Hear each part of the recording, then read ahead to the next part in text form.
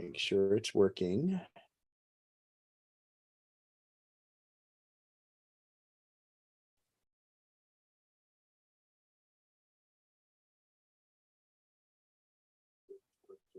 All right, we are live on YouTube. So you always can go to MacNexus demo. It's just a Gmail address that I had, or just under YouTube, search for MacNexus. And that's where the videos always are. So let's get started here. Oh, so before I get into this, I want to ask if there's any general questions, any Mac stuff, anything that people want to, any questions. Obviously, if it's about the cloud, we'll be discussing that. And yeah, go ahead. Yeah. When you start the recording, is it being live streamed? Yes. If I go to that MacNexus file to that YouTube file you just created, and I see the meeting in progress. Yes, you should. Okay. All right. Are you having to take off? No. I just for future reference, I didn't know that capability was. Yeah. So and good question. So by doing it as a live presentation, it's also recording it. So therefore, I don't have to record the meeting and then upload it. It's in live and it's recorded. Obviously, you can't do any editing and stuff. And that was the reason that I wanted to do those two videos before I started the recording, just because they were, I don't want to have any copyright takedowns or anything. I don't think it would have, but it's just better safe than sorry. So, yep. Bev, go right ahead. Yeah, on the Facebook MacNexus, there was an entry about how to change file extensions on iPad. Why would one want to? What use is there in changing the extensions on iPad, iPhone?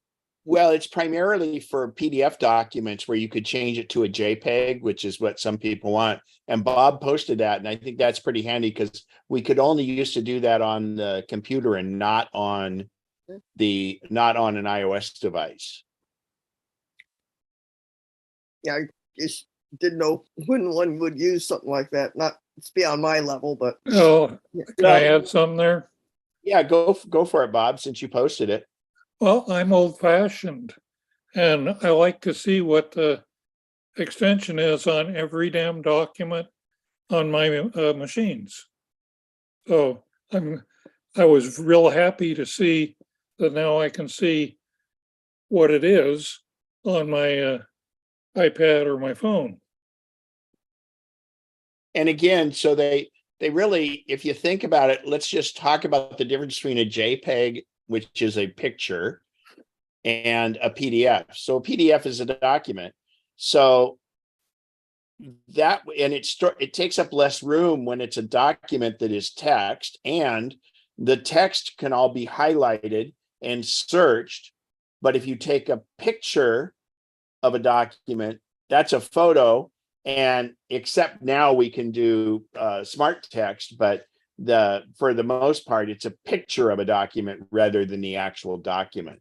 So, and there's some cases where you would want to do that, but it's not just those two document types. You're able to do that with other document types, and it really has to do with the melding of the iOS and the Mac OS getting closer and closer all the time using some code. So I don't see there's a huge need for it, but it's nice to have. So, and thanks for posting that, Bob. I saw that was yesterday. I think you posted it and I thought it was great. So Harmon, go right. Bob, did you have something? I said, you're welcome. Harmon, go right ahead and ask your question. I've been thinking about getting a Mac Mini and using my 10-year-old iMac as the screen.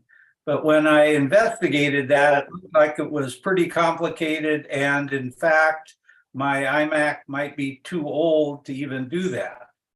Or your iMac may be too new. So yes, that used to be a thing where you could use the screen of the iMac on a Mac, but on the newer Macs, you can't do that.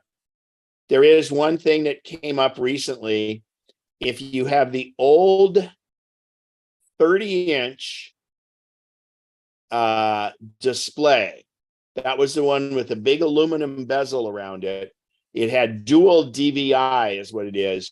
That can be used as a monitor now. The problem with that thing is it didn't have really high resolution.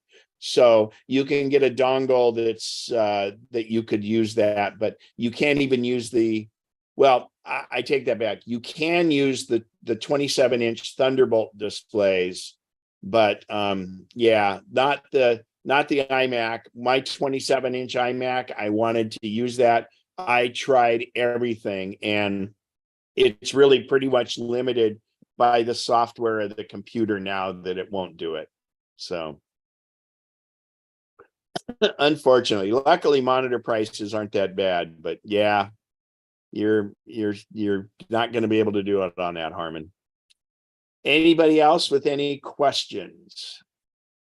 So as we go through this today, I encourage everybody to ask questions. This is going to be those of you that are at the general meeting, and some of it's going to be a repeat, but I really think iCloud is just so critical on the settings. I want to make sure everybody spends the time when we're doing this and gets the setting right. So this is going to be more kind of like hands-on for what's going on.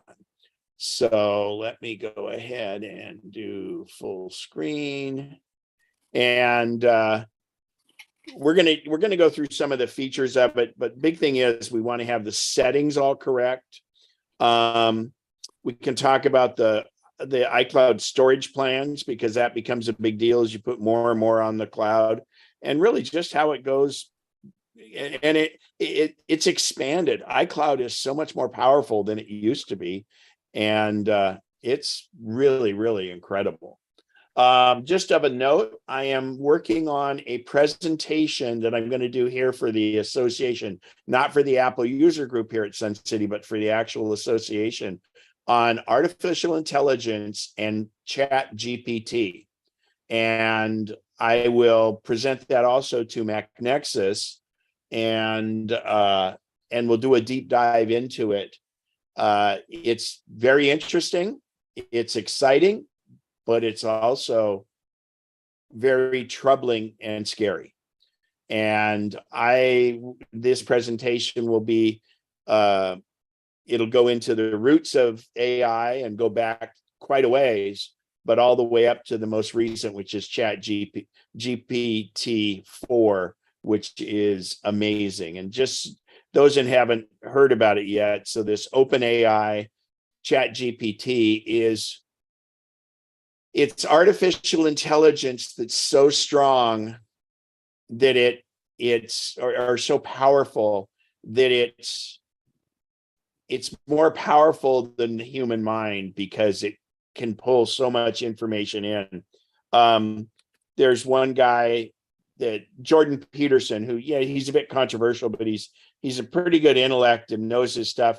He wrote a book with 12 chapters, and he asked Chat GPT to write a 13th chapter to Jordan Peterson's book, and Chat GPT took and read his first 12 chapters and did this one, and Jordan Peterson said, my gosh, it's exactly what I would have written. And that's pretty amazing. And it's not just its capabilities, it's what it can do to change things. And these deep fakes that happen with these videos, and it can take a picture. You can say to the picture, hey, show me a poodle walking across Niagara Falls. And you have a photorealistic, all of a sudden, photo of a poodle walking across Niagara Falls. And it's just, it's amazing and scary. And we'll try delve into all that. And between now and later this month, when I do the presentation, things will change dramatically. And in fact, Elon Musk, who was one of the founders and funders of OpenAI. OpenAI is this not-for-profit think tank of artificial intelligence people that have gotten together, and they were trying to make it so it's for good, not for bad. And it is progressing so rapidly that they're concerned that there aren't any checks on this to keep it from all of a sudden becoming like HAL from 2001: A Space Odyssey. And so they have decided to implement a freeze for 6 months of going any farther, because no longer will it have to be programmed. It will program itself. And that could be a runaway beast at that point. So when the top, there's another guy that's on the board there too, that's just the top guru in artificial intelligence.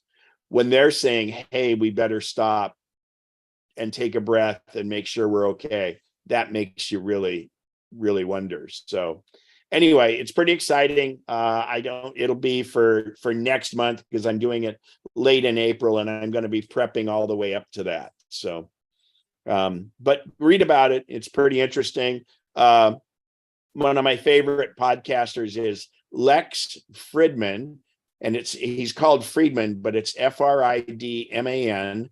And he has had 2 AI people on there recently. And if you do the podcast search under Lex Fridman for that, and these are 2-hour and 3-hour long podcasts. I run them at 1.5 speed, but I do that while I'm driving.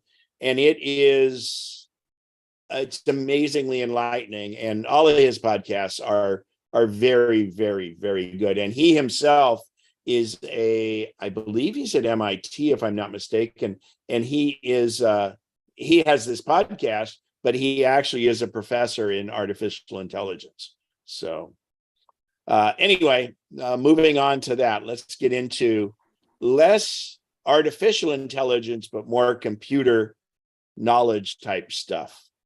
So cloud computing, well, I'm showing off a couple of my photos here. This is from my backyard, one of my favorite cloud photos. Another one, this was interesting. It was just at sunrise, and I was picking up a friend to go skiing about a month ago, and boom, this really neat cloud with the sun shining on it.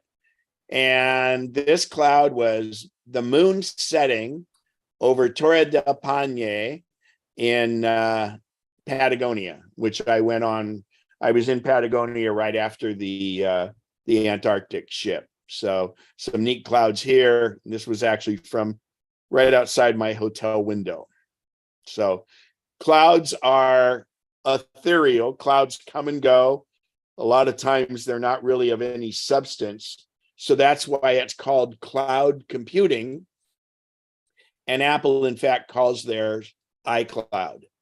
So since it's ethereal, it's really on a cloud. In other words, cloud computing means it's not a computer you see at your house. Your computer or your iPhone or your iPad communicate with the cloud communicate with the computer that's in the cloud. Now, in the early days of iCloud, I used to ask the question, and I'd have people, when we had in-person meetings, and I'd say, how many here have ever been on the cloud? And people, only a handful raised their hands. And then I had to ask them, how many of you use email? And of course, everybody raised their hand. Well, email is essentially cloud computing. And and by the way, this one, I saw this joke. It was pretty good. I was hoping for a slightly more detailed explanation of how cloud computing works than its magic. So the IT guy is telling the CEO what cloud computing is. It's magic. And this is, I've used this before. So the lady is computing on cloud 9. So if everything's going right, in fact, I get the question, and actually in prepping for this, people ask me too. They go, hey, Ken, I'm not sure if my cloud is working or not. Well, if you're not sure, it's probably working okay because it's transparent. It's behind the scenes. And so if it's working correctly, you probably won't know it. And that's, to be honest, the best technology in the world is the technology that you don't see, that's happening like it should in the background. So getting back to our model about how email works and how that's really a cloud, you're on your computer or your iPad or your iPhone, and you're composing an email. And let's say you're sending it to John Doe at Comcast.net, and you're sending it from an Apple email account, a iCloud account. So the sender, well, actually, let's make it easier. Let's just say you're sending it from we'll do a real bad one, a Hotmail account. So you've got a Hotmail account, your computer is hooked to the internet. And what you do is on your computer, you compose that message and you address it. Again, very similar to you would send a regular snail mail. You address it to the other person. So it goes from your computer to the server, your Hotmail server. In other words, it goes out of your computer over the internet, and then it knows to go to Hotmail. So Hotmail can send the mail out to someone else, and it goes over the internet you were sending this to John Doe at Comcast.net. So this is the Comcast email server. And then the Comcast email server sends it to John Doe, and his computer gets it. So what happens is this is transparent to you as the user. In fact, let me go and put my highlighter on. This is transparent to you as the user, and that's really cloud computing. Now, these are two different cloud computers because you're sending it, you're transiting it to the other. But realistically, in simplistic terms, think about this. You're sitting at your good old-fashioned roll-top desk without a computer. You write an email, or you write a mail, you type it on an old Smith Corona, and then you put it in an envelope with the person's home address on it. You put a stamp on it, and then you take it to the post office, or your postman picks it up, goes through the local post office, then it travels by planes, trains, or automobiles, and it goes to the recipient's post office. And then the recipient's post office delivers it to their mailbox. So that's how email and mail are almost the same. So the iCloud, Apple's version of it, has lots of components. And this is where it's gotten good. In the beginning, it was simply a way to sync your contacts, okay? And then your calendar appointments. And that was pretty easy because that's just data. But then it got bigger. We added photos. So the nice thing is about photos. So if you take a photo on your iPhone, it automatically shows up on your computer. iCloud Drive became like a Dropbox. It's like a storage. You can store files on iCloud Drive. We have our notes program, and I'm going to be doing a notes program not in the near future too, because notes has become very powerful. But you create a note on any one of your devices and it goes to all the rest. Reminders is the same, pages, numbers, and keynote. The Find Friends and Find My Phone is not a real, it works on this, but it's not a component we're going to talk about because it's, this is just showing this here if we went to iCloud.com. Now, one confusing thing when we're going to discuss today about the iCloud is mail. So iCloud has mail, but this is only if you have an email account that ends in mac.com, me.com, or iCloud.com. That's the only time we're going to discuss mail in these settings. If you have, for instance, a Gmail account or a Comcast, and you are not using Apple, you might use the Apple Mail program, which is totally different.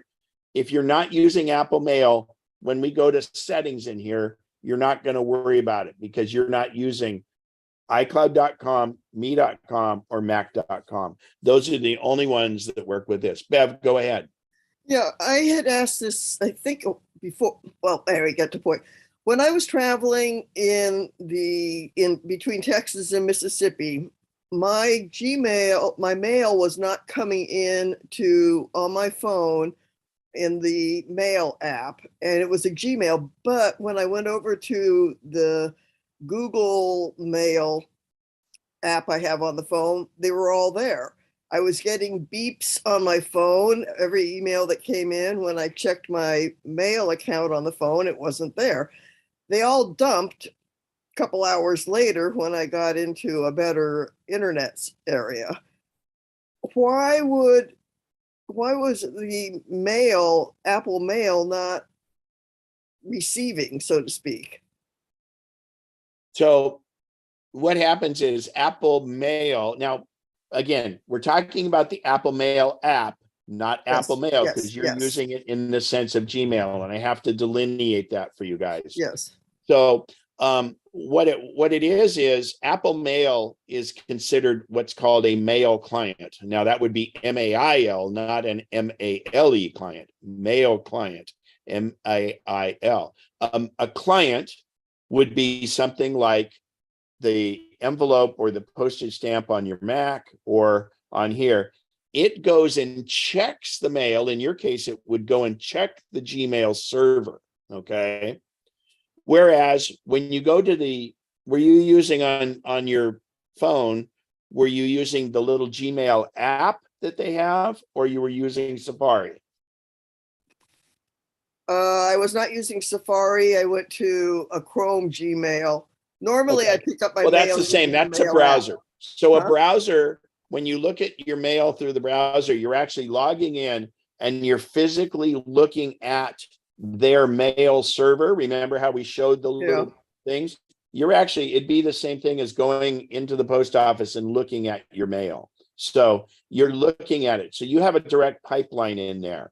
Okay. So what happened is when your internet was a bit dodgy, the Apple Mail couldn't go and get the info it does. And it goes and grabs all of the email and kind of puts it in there. And it's a little more entailed process. And that was an anomaly that just happened. And it doesn't always like that, even with bad service. So it's, and it works later. But it really, that has to do with poor internet connectivity, or sometimes servers go out and they won't accept incoming if they're getting somebody else is people that try to attack those things all the time and stuff. So it was just an anomaly. Yeah, I was glad I had the Gmail as another option or the Chrome to get my mail. It was interesting. But and that's not specific to Gmail. I mean, the same thing can happen. I mean, there's times when Apple Mail servers are down. There's Gmail servers rarely go down, so all of that. But anyway, that's really not a syncing kind of issue. Now, one thing I'm going to go back. Actually, I've got a little diagram here that I want to show you. Oh, so again, like I said, there's no such thing as a cloud. It's just someone else's computer. I found this mug on there and I thought it was pretty good. So a lot of people think your computer talks to your iPhone directly. It doesn't. It syncs via the cloud, and we'll show you how that works. Bob, is that your Sky Star Chief behind you there? Oh no, that's a Buick, isn't it? Oh, that's a Star Chief. Oh, that's great. It's a 54. Wow. My All right. My uncle's, not mine. That's really cool. So we're going to start with this laptop on the left, and we're going to create a brand new contact for someone. So once we create that contact on the Mac, on the laptop, as long as it's connected to the internet, or as soon as it connects to the internet, it sends that new contact up to the cloud. So it's a copy and it sends it to the cloud. At that point, once the iMac connects to the internet, it'll bring it back to the iMac. It'll send it to an iPad, and it'll send it to an iPhone. Again, as long as they have internet connectivity, which is for the most part all the time on most of these devices. So let's say that you created this contact and you didn't have the person's phone number when you did. You created it from an email. Well, now you need to add to that contact, and you're going to put in their phone number. So when you add their phone number from the iPad, the contact goes back up here, and now it adjusts. It's not a new contact. It just updates the old contact, and then it goes down to all your devices. Again, they do not sync to one another. So whenever you have syncing problems, SYNC, not like the boat that gets hit by a rogue wave, the easiest thing to do is log into iCloud.com and find out if your new information is getting to the cloud. If it's getting to the cloud, then you say, oh, well, somehow it's not getting to my other devices. And many times that's a problem with the settings. And we're going to go over that. The settings are the biggest thing. But let's talk about the other things that it does up here. So obviously contacts. I use contacts because it's the easiest one to visualize. You have your calendar up there. Your music gets synced up there. Your backup of your iOS devices get up there. And if you have it turned on, you have iCloud Photos. Now, this is where I really, and this will be redundant for you people that are at the meeting, but this is so important. So think about contacts for a second. And I don't know why my watch just keeps thinking I'm saying something. Anyway, so the cloud is not a backup as we think of a time machine backup. It syncs. And I'll tell you why it's not like time machine here. If I delete a contact, for instance, let's say you just decide, well, you know, that person, I've had it in here for 6 years. I'm going to get rid of it. And you delete that contact. It will delete it from the cloud, and it will delete it from all your devices, never to be seen again. Now, luckily, if you have a backup of your Mac on Time Machine, you could go recover it if you needed to. So that's why the cloud is not a true backup, because with a true backup, you can go back in time and recover data you've deleted. I like to point out contacts because it's also the way Photos works. So with Photos, let's say you have a photo and you decide to crop it down. You have 12 people in the photo, but you decide to crop it down to show like a couple. And then you crop that. Well, then it shows up and it crops it on all of your other devices. But remember, in Photos, you can always restore to the original photo, which is very, very good. But remember, if you delete a photo from any device that is syncing with iCloud Photos or in iCloud Photos itself, if you delete it, it's gone. It actually goes into a folder that says recently deleted, and it will stay there for 30 days to protect you from yourself. But I always say is only delete a photo if you never, ever, ever want to see it again. Okay. It's just where, on the other hand, if you have a time machine backup, you could go back in and recover that photo. So I always, always, always say have at least one time machine backup on your Mac, and then you can use iCloud. Now, iCloud will also back up your iOS devices. It does not back up your Mac. Some data on your Mac can be in the cloud, but remember, it's not a backup. It's a sync. Okay. Is there anybody that has questions on that? Because I can't stress that enough, because that's a big oops not to make, is to realize once you delete it one place, it's going to delete it everywhere. Remind your Photos that you delete don't actually delete for 30 days. Right. It goes into that's the recently deleted folder, and it stays there for 30 days, and they'll have a little countdown on it. So that saves you from yourself. Now, another reason to use iCloud Photos is now that most of the Macs come with solid state hard drives, which are usually a little smaller, or our iPhone and our iPad, when you have iCloud Photos on, you can set it, and it does it automatically, to optimize the drive. And what that means is, and again, this applies to laptops, iMacs, iOS devices. The hard drive, well, it's not a hard drive anymore, excuse me, the solid state drive, or the memory on the computer, the storage on the computer is such that if you need more room on your device, it will make the photos smaller, and it dynamically adjusts. And what that means is it's only going to make them smaller if you need more room on your device for apps or anything else. So the beauty of it is every single photo on the cloud is the full size version of that photo, whether you took it with a mirrorless camera, a DSLR, a little quick take camera, or your phone. Those full size versions of the photo goes up to the cloud.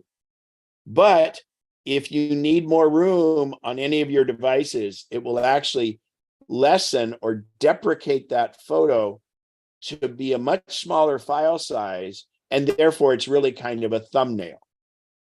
And what happens is that photo again is on the cloud, the full size. If you ever need, let's say your phone is really low on space, it takes and made all of them thumbnails.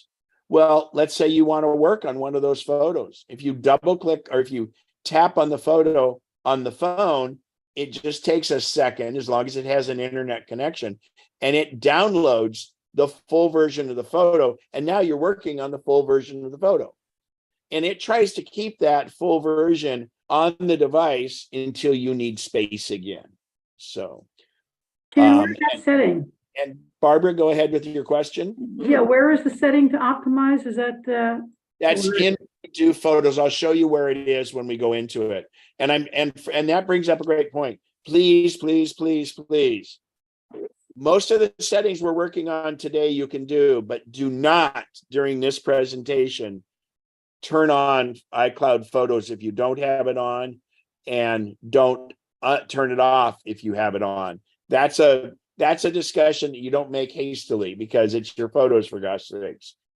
So we can talk about that when we get into those settings, but on those settings, don't mess with it. But basically, when you activate iCloud Photos, you have the option to optimize or download full size of the photos.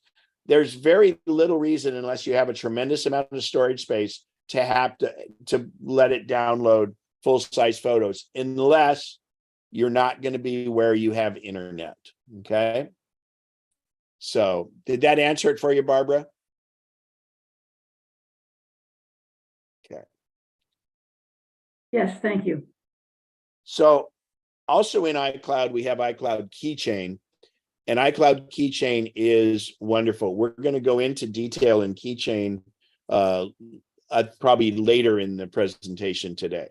iCloud Keychain is wonderful. And if you have it on, it stores your passwords for you, but it also syncs between all your Apple devices.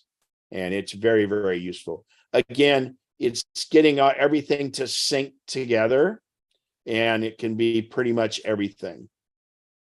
Again, your photos, it's a big deal. And what's really neat is your devices now do these memories that come up, and it's amazing how they curate the photos and put this stuff together for you. I find it very, very interesting. So iCloud Drive is the storage of different files. You could even store a Microsoft Word document or an Excel file in here. Although we're normally going to be using Pages, Numbers, and Keynote, you still could store those files in iCloud Drive. iCloud Drive now, you also have the ability to share those files with people, very similar to like Dropbox. So you could put a file there and you can share it with someone. And when you share it with them, you're just sending them a link. So that's one way to send big files. All right. So in the iCloud backup, you'll also be able to back up your iPads and your iPhones. And it's maybe a little hard to see here. I don't think I can. So in this part right here, oops, it went one screen. How your iOS device backs up to the iCloud is, first and foremost, you must be on Wi-Fi. And that would mean you're on Wi-Fi at your house most of the time. It will be locked. And all locked means is when your screen goes dark, that's when your phone is officially locked. I like to say it's asleep. And it needs to be connected to power. So the reason it does that is it wants to be connected to power to back up because it doesn't want to all of a sudden use all your battery on you. And Wi-Fi, it doesn't want to use all your cellular. So it's as long as it's these conditions, and it doesn't have to be at your house. If you're staying at a hotel, for instance, and you're hooked to the Wi-Fi at the hotel and you're plugged into power, when you go to sleep that night, your iOS device will go ahead and back up to the cloud. The first backup takes a while, but after that, it's incremental backups, and it takes a minimal amount of time. Any questions on iOS backup? Again, this is not for a Mac. This is iOS, iPad, iPhone. Okay. So the rub on this is that the more you put on the cloud, the more it costs. These prices are very reasonable. It makes it so you don't have to buy a second hard drive for your time machine backup. You can use one. And it's what I call the drug pusher approach. You get 5 gigabytes for free. It's try it, you'll like it. And then what? So it goes, the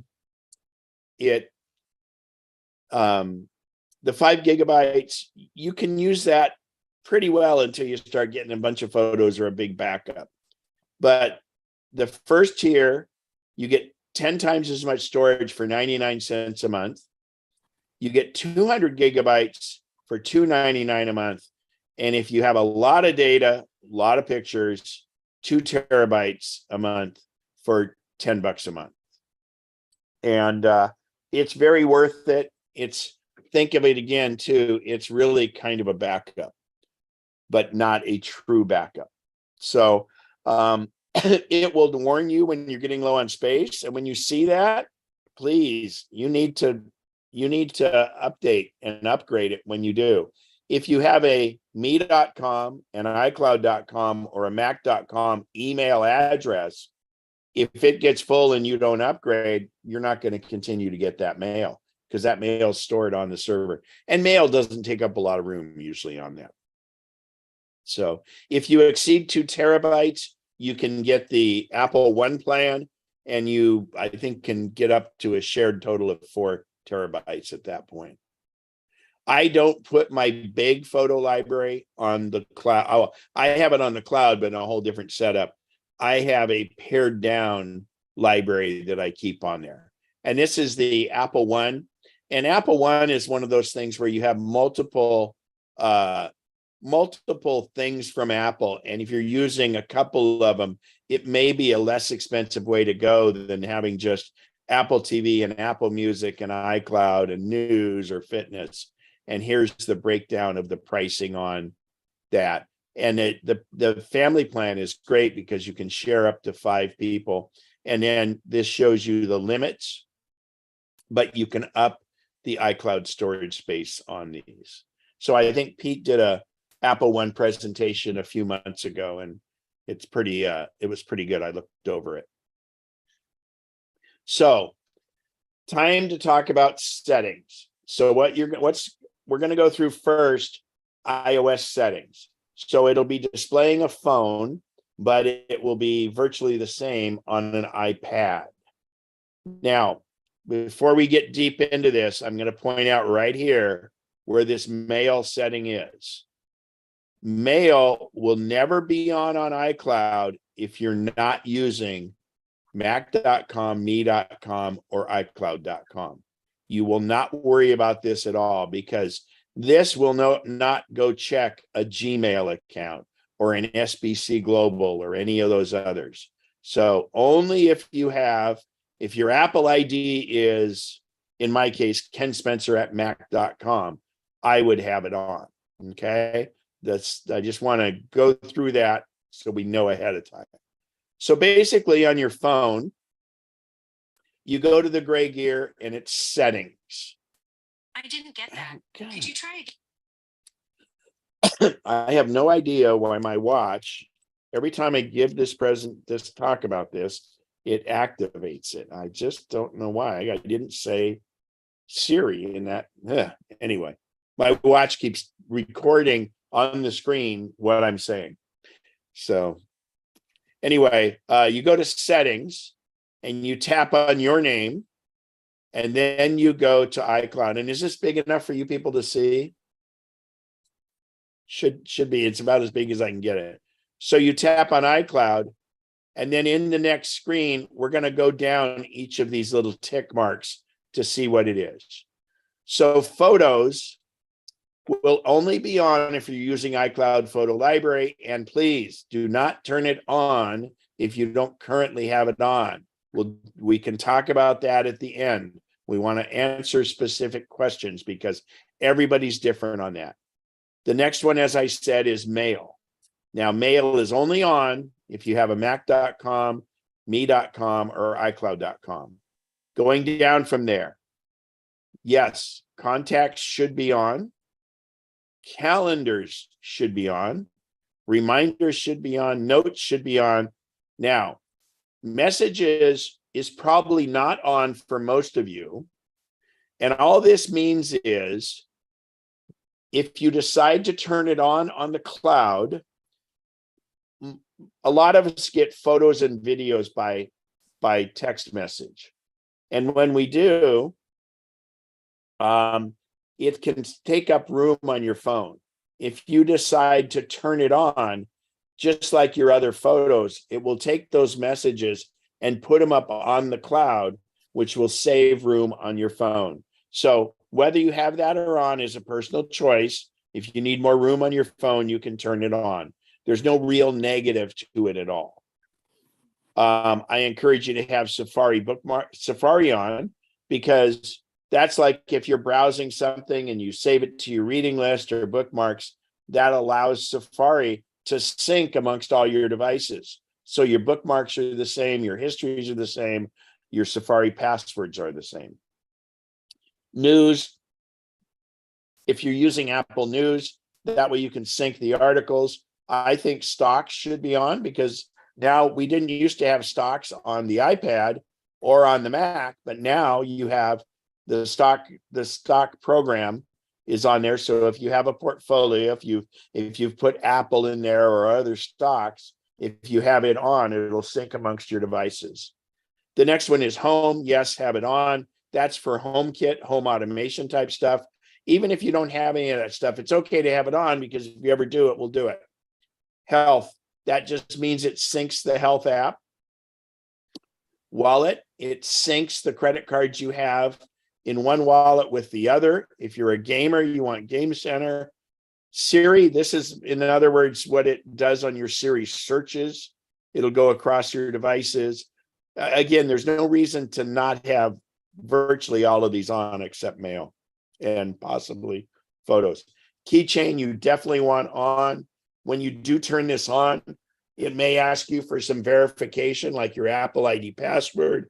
It may ask you for the passcode for your other devices, and that's good. You want keychain on all your devices. Find My Phone should definitely be on. That way you can always recover your phone if it gets lost or stolen. Excuse me. And iCloud backup also. Now, if you tap on iCloud backup, it will show you on your screen when it last backed up. And if it hasn't backed up for a week or two, it'll tell you. But you can always go in and tap on iCloud backup and it'll tell you when you last backed up. It also gives you the option of backup now, and you don't really have to do that as long as it's backed up recently. So again, if it's plugged into power and on Wi-Fi, it should back up every night. iCloud Drive, yeah, that's kind of optional, but it's getting better to use. So in other words, if you have files on one device, they'll show up on all your devices. Many of us are using our iPad for more things than we did before, and that would help. The rest of these are just having it sync between all your devices, and there's nothing wrong with them being on. It doesn't put any more load on anything or really take up any room. So again, through this, it's settings, your name, iCloud, and the one we're gonna talk about later will be photos. But then other than mail, you want all the rest of these on. Could you say again what the Questions? iCloud Drive does? Go ahead, I'm sorry. Could you say again what the iCloud Drive is used for? So the iCloud Drive essentially lets you, any of your files get stored on the cloud, so they're accessible from all of your devices. And if you're like somewhere where you don't have any of your devices and you want to go to someone else's computer, you can log into iCloud.com and they're there. So it's beneficial. So And Ken, if you have can I ask multiple you- Macs, it's definitely beneficial. can I ask you a question about Safari? Sure, and then I'll go to Mary. Go Oh, ahead. My bookmarks, sometimes I like bookmarks on my iPad that I don't want on my iMac, but as long as I have it on iCloud, I can't do that. Right? Correct, because it will sync. Okay.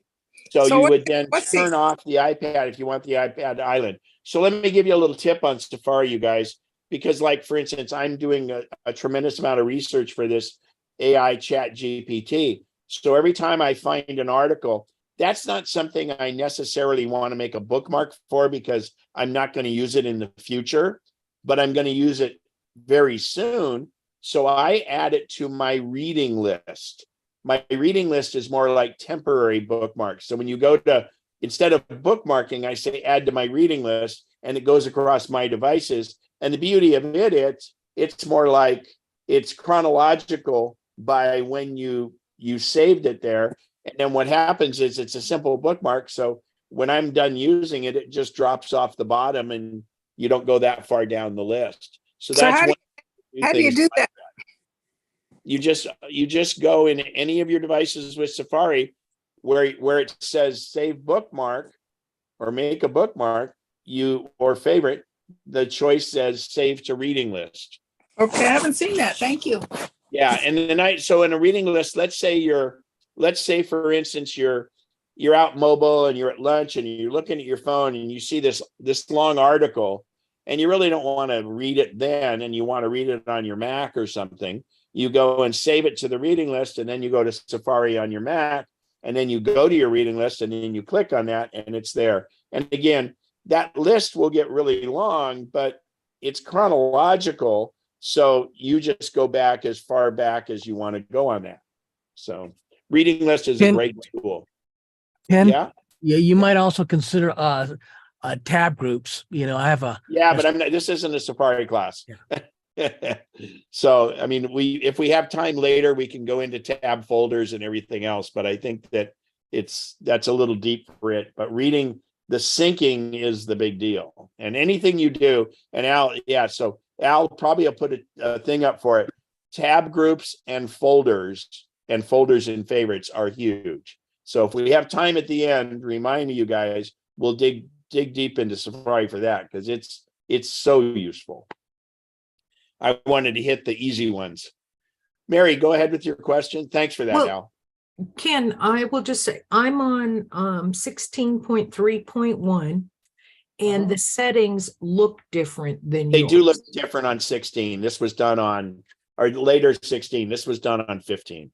Yeah, as an example, I think the only thing that's really probably confusing for folks, they don't list it as keychain anymore. I think it's under passwords and keychain kind of thing. Yeah, absolutely. It's its So own. be careful about that. Yeah. So thank you very much. Yes. Thanks, Mary. That answers why I've been confused here. Yeah. It's actually, if you go into iCloud, it's under, hang on here. Not passwords and security. Hang on.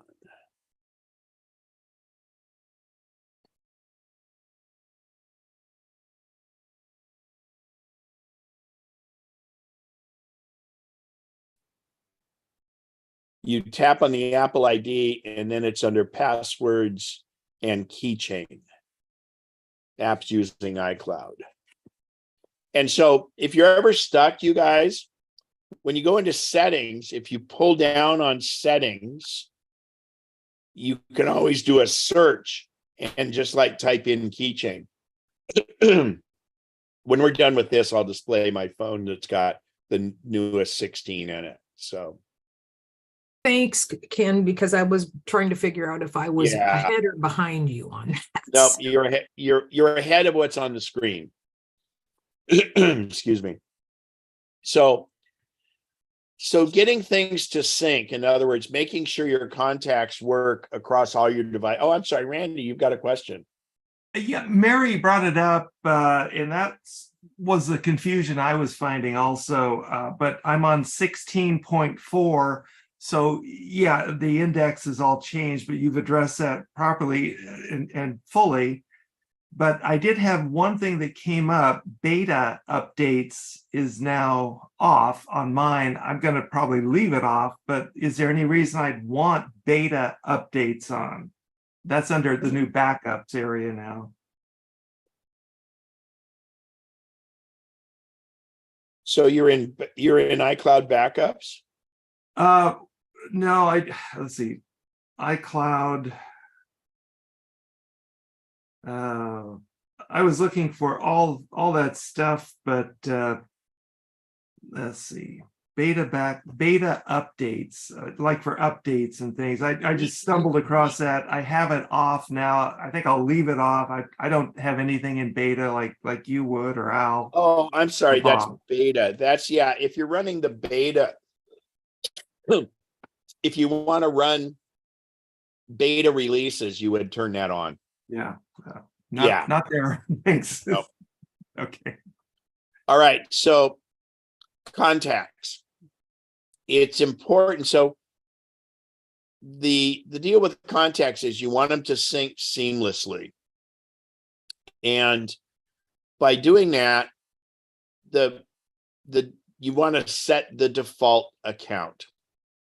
So if you go to settings and go all the way down to contacts, and it's about 20 items down or so in settings. And you want to make sure your default account for almost everyone should be on iCloud. Now, if you say, well, Ken, I don't see anything that says default account, that means you don't have a choice. In other words, you don't have two or three different accounts like on the screen here. If there is no default account listed, don't worry about it. That means you're working on iCloud and you're just fine. Okay. So then you would check your iPad. Same thing. And we'll talk about the Mac later. Now, sometimes your iPad may have two accounts. So you want your default account to be iCloud at all times. Again, if it's not there, don't worry about it. You're using iCloud and that's great. And all this means is when you create a brand new contact, if you have multiple accounts, it's going to create it in iCloud. Doesn't mean you're not going to be able to see the other accounts or anything else. It's simply when you create that contact. Any question on that? Okay. So calendar is pretty much the same thing. So in calendar, which is right below contacts, I wouldn't worry about default alert times right now. That's this screen here. it allows you to change those if you want to, but that really isn't much to do with syncing. So if I'm going to go to the far right-hand screen here, and here we have an account that's on iCloud, and this particular person used Smorgasbord on there. And part of the reason I'm not using my own phone is YouTube likes to sometimes take the video off if you're using personal information. So I use my iPhone on here less than usual because of that. YouTube's doing some weird things with that. Anyway, you may have 1, 2, 3, 6 iCloud calendars. And if you have them, you want to pick the account in iCloud that you make the most of your appointments in. You might have family, you might have work, you might have personal, you might have doctor appointments, you might have different calendars for different things. But I encourage you to select the one that you make the appointments in the most often. And what that means is when you set your default calendar as Smorgasbord, for instance, it says, whenever I make an appointment, go into this one. Now, once it's in the calendar, you can change it to a different calendar, but it says, if I use Siri or anything else, this is the one I want to default it to. You never want to use the on my iPhone or on my iPad one, because that is just an island. And therefore, you would make a brand new calendar appointment and it won't show up on your other devices because that does not sync with iCloud. So any questions on that? Again, calendar, default calendar. And if you don't have a default calendar listed, it's amazing because you only have one calendar then. Most people will have it, but you want to select the default calendar. So any questions on that? Yeah, Ken, Go ahead.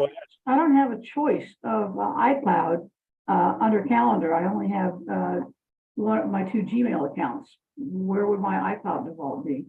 Okay, so good question. And do you have an iPad also? Yes.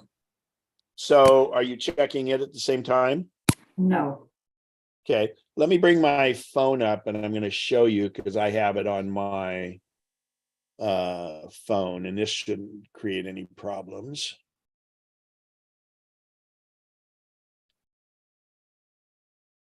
Okay.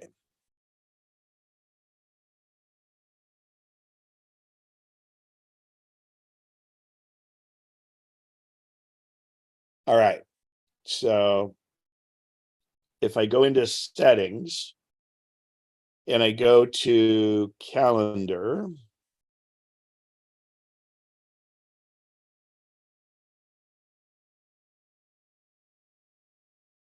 and I go to accounts, and are you following me on this one? Yes. Okay. In accounts, you're going to want to select iCloud. Okay. And then iCloud again. And you're going to hit show all. And Okay. now you're going to turn calendar on because I assume calendar is not on yours. That's correct. Yeah. So you want it on there. That way you're using iCloud calendar. And that's the best. Now we're not going to delete the others. But now when you make a brand new appointment, it will go into that. And if I go back here to calendar, you'll notice that I have the ability to set my default calendar. And I have multiple ones also, like for Lincoln Hill Ski Club, because I use this calendar because then I can put it on the web and all that. So I've used forever, just work was my one calendar. So. And do I need to do this on my iPad as well, or is that now going to be? Yeah, you should do it. Yeah, it's separate. And then in a couple of screens here, I'm going to show you how to do it on the Mac. And you want them all set the same is the most important thing. Now, you'll still have the ability to see your Gmail calendars. For instance, if I go to my well, on here, my calendar, if I go to, actually, here's all my calendars show up from the different ones. Okay. So they will, oh, what did I do?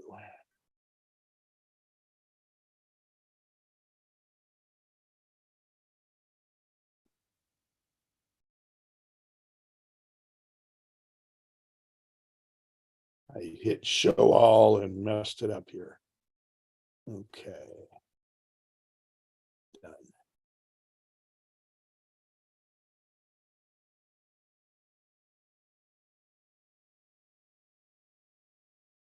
Okay, now let's go back to my screen. Excuse me. I have something in my throat today for some reason. All righty, let's get Zoom. Barbara, go ahead with your question. Thanks. I noticed in the example that you had when you had the 4 screens up, it had week numbers turned on, and I don't know what that is. Week numbers is you can have it display what numerical week it is, 1 through 52. And that it just shows up on the calendar. I don't use it, and I don't know many people do. I think a lot of people in Europe do. Okay, mine was turned off and I didn't know if it was something would be useful for me. Thank you. You bet. Okay, we'll go back to sharing the screen and Keynote. All right. So again, calendar settings there. And and yeah, we won't worry about the time zone override and all that. We're really trying to get our syncing in order here. All right. So reminders. Now this is probably okay. I doubt you have to do anything here. It's in reminders, default list, and you may or may not have other accounts, but I like to use iCloud reminders for that. So, oh, I'm sorry. Go ahead, Harmon. Well, this is back on calendars a little bit. Is there any way to mark the little dots that show up on the calendar as events that you've entered, as opposed to the default holidays and generic dots? The only way is to delineate it by the color of the dot. And you can change that. How do you change the dot color? Okay. Let me I know how to, the Mac's so easy. Hang on, let me share my.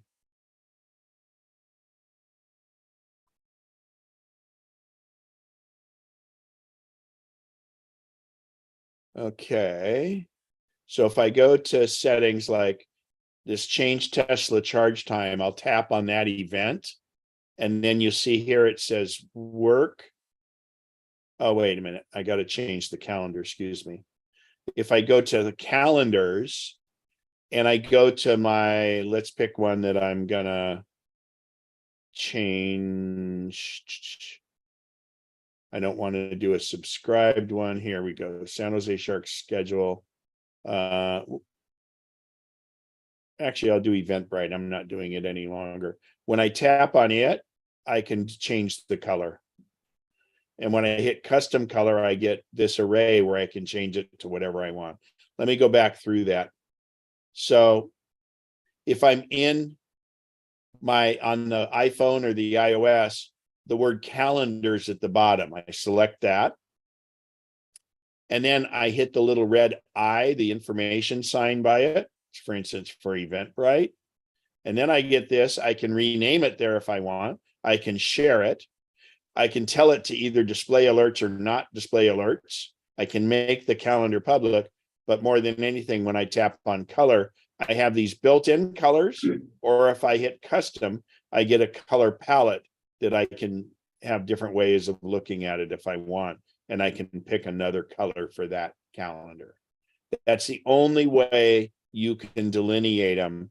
And if you have in your address book, if you're using birthdays in your address book, the one from your address book will show a little package with a bow on it.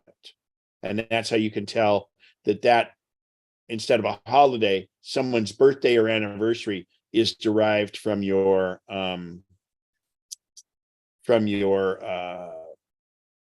address in your address book. Okay. Well, okay, but right now, all of the little dots below the dates are just gray dots. Oh yeah, that just delineates that you have an appointment. Well, no, it may be that there's a holiday that day, and Well, I'm looking for well, some. I meant to say event. That's considered an event.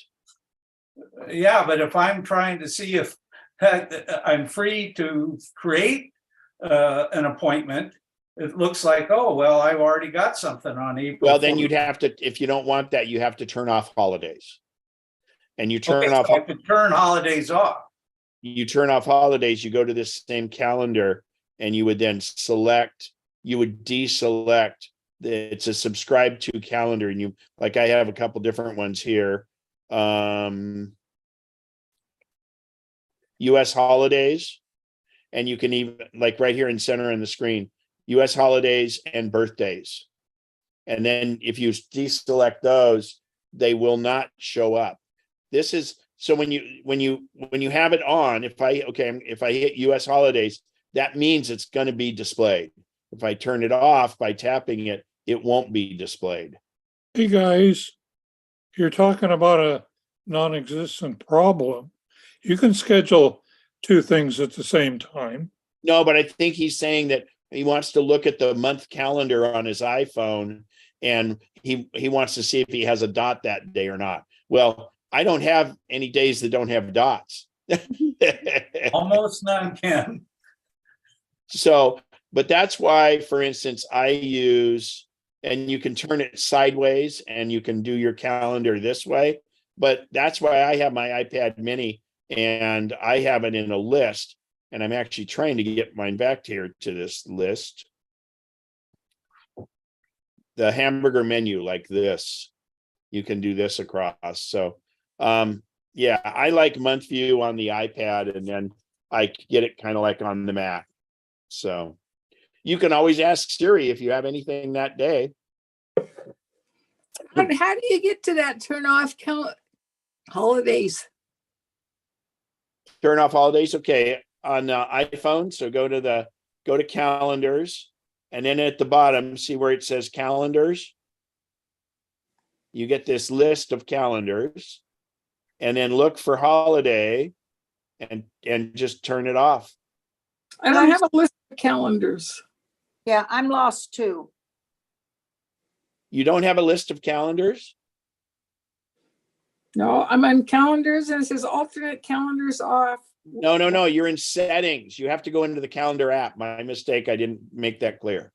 Oh. You go to the calendars app. So you actually go into calendars. Yeah, the actual application calendars. And then at the bottom, it says the word calendars. And that's how you have your list of calendars. Oh, thank you. Yeah, sorry, I didn't make that clear. And it's kind of weird. See, on the Mac, you're going to see it's a little different. So. And Ken, right. on my iPad, I don't see calendars. I see it on my phone. No, it's on the iPad, right in the Yeah. center at the bottom. Let me pull mine up. I want to say thank you, Ken, because I got rid of all those holidays and now I can see my appointments. Yep. And you can always toggle them on and off too, you know, if you and to me, there's so many damn holidays now that aren't real holidays. It just floods it. Well, So on your you guys on your iPad, you should always have your iPad horizontal in landscape mode. And in the upper left corner, you see a little grid. And that exposes your calendars from the side. I'll show you here in a second. Oh, I don't have a USB-C. So silly question, why do you like it on landscape instead of portrait? Because that's how an iPad's designed to be used. I, And if you look at mail and calendar and everything, it just lays out better that way. It's rare unless you're reading a book. Or the newspaper. Well, a newspaper depends on if it's single page or double page. Most newspapers have double page, but yeah, reading things, you can do portrait, but that's the rare case. So anyway, let's go back to, Barbara, did I answer your question? No, Go ahead. we were dealing with the calendar and setting it up being on iCloud. Now my screen on my iPhone, at the top of it, it has calendar in black in the center. And to the left of it, it has settings in blue with a back arrow. But if I tap on that. No, you're not Okay. in the calendar. You're in the settings. You want to be in the calendar application to see your calendars. Okay, but right now, I can't go from the screen which says calendar at the top to activate the settings blue. In other words, I can't, when I tap on the settings in the back button, it doesn't work. So, Just swipe up from the bottom. okay, and then what? It went away, right? Yeah, Okay, so then you're fine. but is calendar supposed to be, calendar isn't usually showing at the top of my screen. You're in the settings. You're not in the calendar app. Yeah, Well, I know that's the problem. You're in settings and not the calendar app. You need to be in the calendar app. right, but what I'm trying to say is the calendar, word calendar doesn't usually show up in my settings screen, It's always in your settings screen. but not usually at the top. Well, that's because you just swipe up and away, and then you can come back into settings, and that arrow will probably work. Okay, It's your three menus into it, and the blue arrow at the top gets you back to that. If it doesn't work, rotate the phone, rotate it back, and if worse comes worse, you may have to reboot the phone. okay. Ken, Yeah. this is Dave. I My question again is, how do you get rid of these multiple holidays that I don't care about? go into the application, Got click calendars Yep. like this, tap calendars at the bottom, and just turn them off on the left side. You deselect them, no check mark.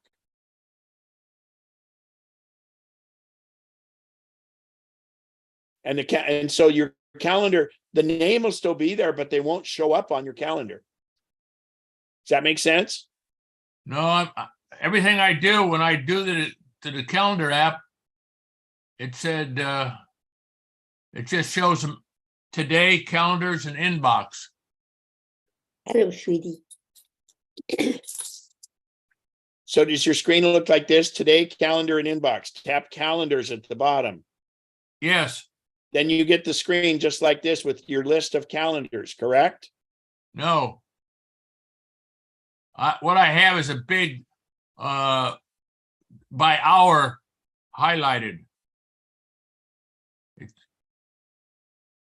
So, okay. Do you see on my screen where it says today's calendar and calendars and inbox at the bottom? Yes. And does your screen show that? Yes. Tap calendars at the bottom. I did. And you should have gotten a list. No, I don't have any list. Well, what's it say? It just says at the top, it just shows the calendar days, and then it says all day April Fools. You're not tapping far enough down. You need to tap lower because you're actually hitting the appointment.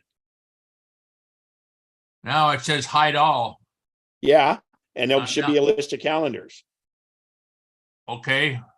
And then deselect the ones you don't want to see. Holidays in the US, will that take everything out? It will take holidays in US out. I'll just look for anything else. There's US calendars. There's all kinds of different calendars that there's many different subscription. Like I have one here, other US holidays subscribed. Then I have US holidays up here, and you just turn them off, the ones you don't want. Only have checked the ones you want to see. Okay? Okay. And then when you go look at your calendar, they won't show up. Okie dokie. Let's go back to, Ken, one more question, please, real quick. okay. In that list of calendars, I have one I would like to delete, and I can't figure out how to do that. Hit the I. Yeah. And I have the title of it, the At color. the I. Unsubscribe or delete. Either delete calendar or unsubscribe, and that depends on whether it's a subscription calendar. No, it's one I created, and When you hit I at the very bottom, it says delete calendar. Ken, that does not show up for me.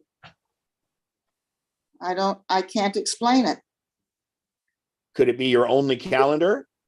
No, I in gray at the top, I have Gmail, and I have 3 listed, and iCloud, and then I have a bunch. And this calendar that I don't want is in the top group under Gmail, and I can turn it off and on. Well, just turn it off. You don't Yeah. have to delete it. Go, Okay. you would delete it in your account settings, but don't delete it. Okay.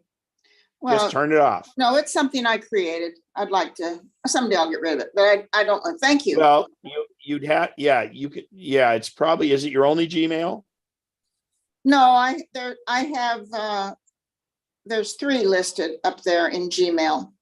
Okay, well, so turning it off is, deleting it is no different than turning it off. Okay, it's off.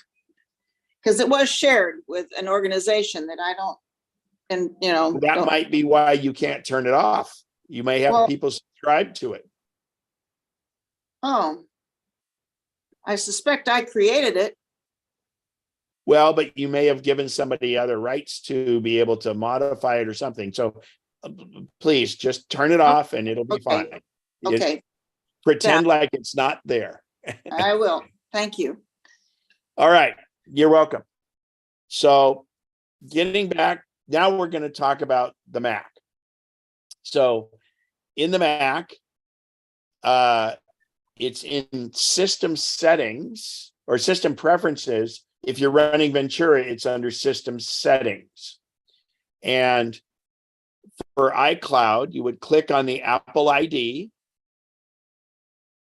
And then you get this screen, and it's pretty similar in Ventura, but this is a Mojave screen. So iCloud Drive, same thing we talked about before. And then here, though, you have an option. And if you click options, you can tell it to take your documents and your desktop folder and put it on the cloud.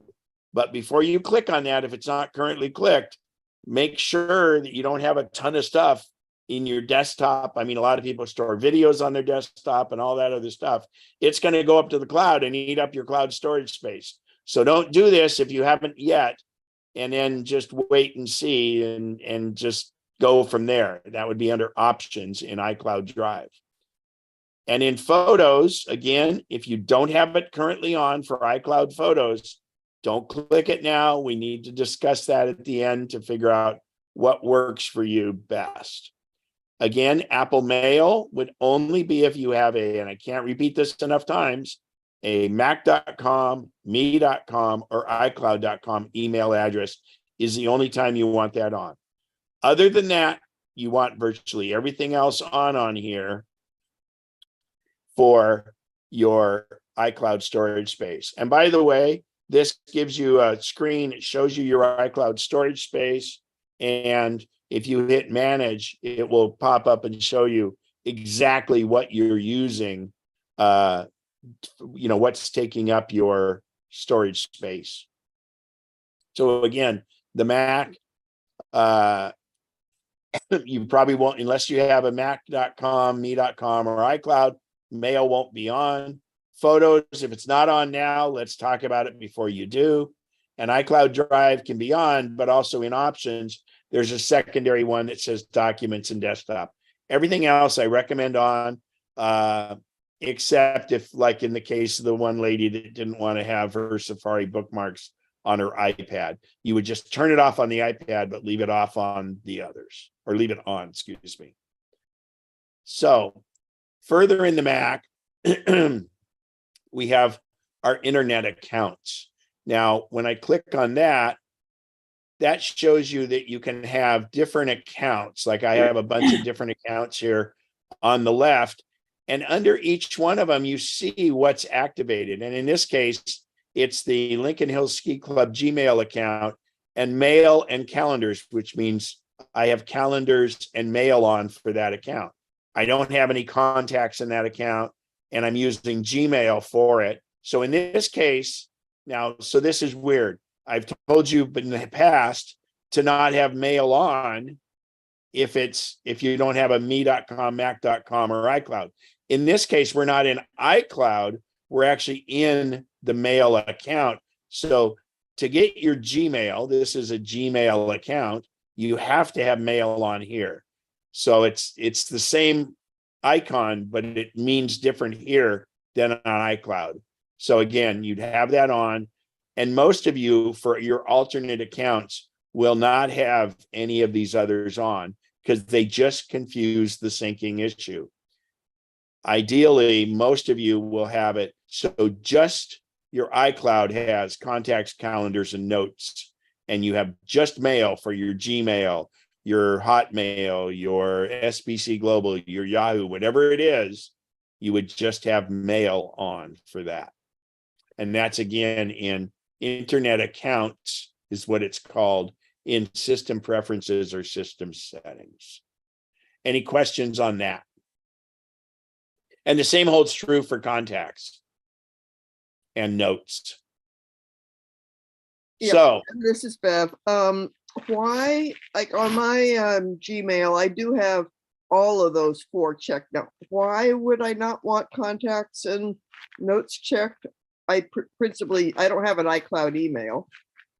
So the way, well, but you use iCloud for syncing contacts. Yes. You don't have to, you have an iCloud account for that. So your Gmail, the problem is if you have all of these syncing, you're going to have all these different contacts and then you don't know. The most important thing is to make sure your default is iCloud, but you go into the contacts program.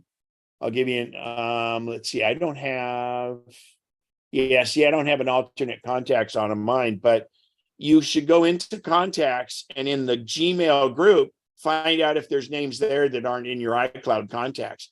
It's okay to leave it on, just don't make it the default account. But realistically, whenever you set up a new account, you just don't need to turn those on because you want iCloud to be your one and only syncing. If it's other things that are syncing, that's okay. Just realize that you shouldn't be throwing things in there. The problem with some of the ones like Yahoo and sometimes Gmail, they'll just get all these email addresses. Like if you get a no reply one and all that, they'll try add that to your contacts. And those are people you're never going to contact again and stuff like that. So I like to keep it cleaner, but that's, Okay. Yeah. So just make sure if you turn it off, they won't show up. So you want to make sure that you're not turning off somebody's contact that you only have in your Gmail that's not in your iCloud. And again, just like all those superfluous calendars we talked about, turning them off will make them disappear. Or if you're just looking at your contacts and you go to all contacts, they're going to show up there anyway. So I wouldn't necessarily turn it off if you've had it on. Make sure you're not, and it won't delete them. It just doesn't show them. Does that make sense? Yeah. And of my different ones, I have all different variations checked. Not all, it's not consistent. Okay. So, but that's why the default is the most important, because then when you make a new contact, it's going into the iCloud, and that's the safest path. So there are a couple clients I have and people that only use Gmail, and that's okay. But that's the one you want it to be consistent across all of them. So the difference here is On the Mac, the default account setting is in preferences or settings, depending on if it's Ventura or before, in the actual Contacts app. So you fire up the Contacts app, and then you go up to the word Contacts and come down to preferences or settings, and you'll get this screen. Now, again, just like on iOS, if you only have one account under Contacts, you will not get something that says default account. So again, if it doesn't say default account, hey, you're fine. You're already on the right one. Other than that, you want it to be your iCloud account, except in special circumstances. So the same thing holds true for calendars. You fire up the calendar program and hit calendar preferences under the word calendar or settings, and go down here and you select your default calendar also. And you'll notice here, you have a check mark to show birthdays or holiday calendars. So you can turn those off here if you want also, but on the Mac, you can do it in the calendar app, and I'll show you that in a second. So that covers contacts and calendars. The other one is notes. And again, you just want to make sure it's on iCloud. Unless you've checked those other boxes, it's not. And again, some people have made, for instance, they'll have a Gmail and they have mistakenly, because one device was set to Gmail for notes, they may have notes in there. So I would make sure that you have, before you turn them off, make sure you've copied those notes over to the iCloud version of Notes. Excuse me. All right, so if it's all syncing and working correctly, excuse me, we are on Cloud 9. And if it's not working, just remember the definition of cloud is to make, obscure, or to confuse, kind of cloud the issue. So hopefully we're not there anymore. I hope that cleared it up. So Hey, Ken. Go ahead. Well, when I was in calendar, it's when refreshing calendars or emails, what does it mean when it says push as opposed to going and collecting data every 15 minutes? Yeah, so one is you can do manually, you can have these different settings. Push just means that it's gonna come a little more readily to your device. And especially on iOS, you'll notice how sometimes it takes a little while longer on a computer, but 15 is okay. But push is probably the preferred. Back when internet was a little spottier, you would do it less often. So I'm going to show you here in calendars on the Mac. So if I'm here, I have a little on the left side that toggles calendars. This is how it is on the iPad also, except it doesn't have the red, green, and yellow dots. So you can toggle the calendars out. What I also do on mine is this thing down here is I can drag this up and have more months of upcoming months. And that's great. I may have to do that in settings too. Let me hit preferences and settings. Advanced. No. Let's reset the alerts. Oh, by the way, in an alert, a very handy one is time to leave. So in other words, like for instance, I put if I have an actual live appointment, a in-person appointment, I put the location in my calendar when I do it, because then, like for instance, in my car, it'll sync with my calendar, syncs with my car, and it'll start the navigation to that next appointment because I did it. But time to leave is handy because it'll pop up and tell you, oh, you need to leave by this amount of time. So here's your list of calendars, and then you either enable or disable the calendar, similar to how we did the check mark on the iOS. And that's in the preferences. But again, you can slide this up or down to cover more of the sidebar, and then you can put the sidebar in and out. Well, and Ken, I think we need to be clear that you have more calendars than most of us. Well, but you notice most of them aren't on. Yeah, yeah. And That's those, and some of these are kind of dead calendars. So, I mean, this was the caregiver for my mom. So we kept schedule on that. So I could delete that if I want, but it doesn't have anything in it. So it's not that big a deal. But I get the redundant holiday one too. So I had 2 different holidays on, which I'm sure a lot of people have. So US calendars there.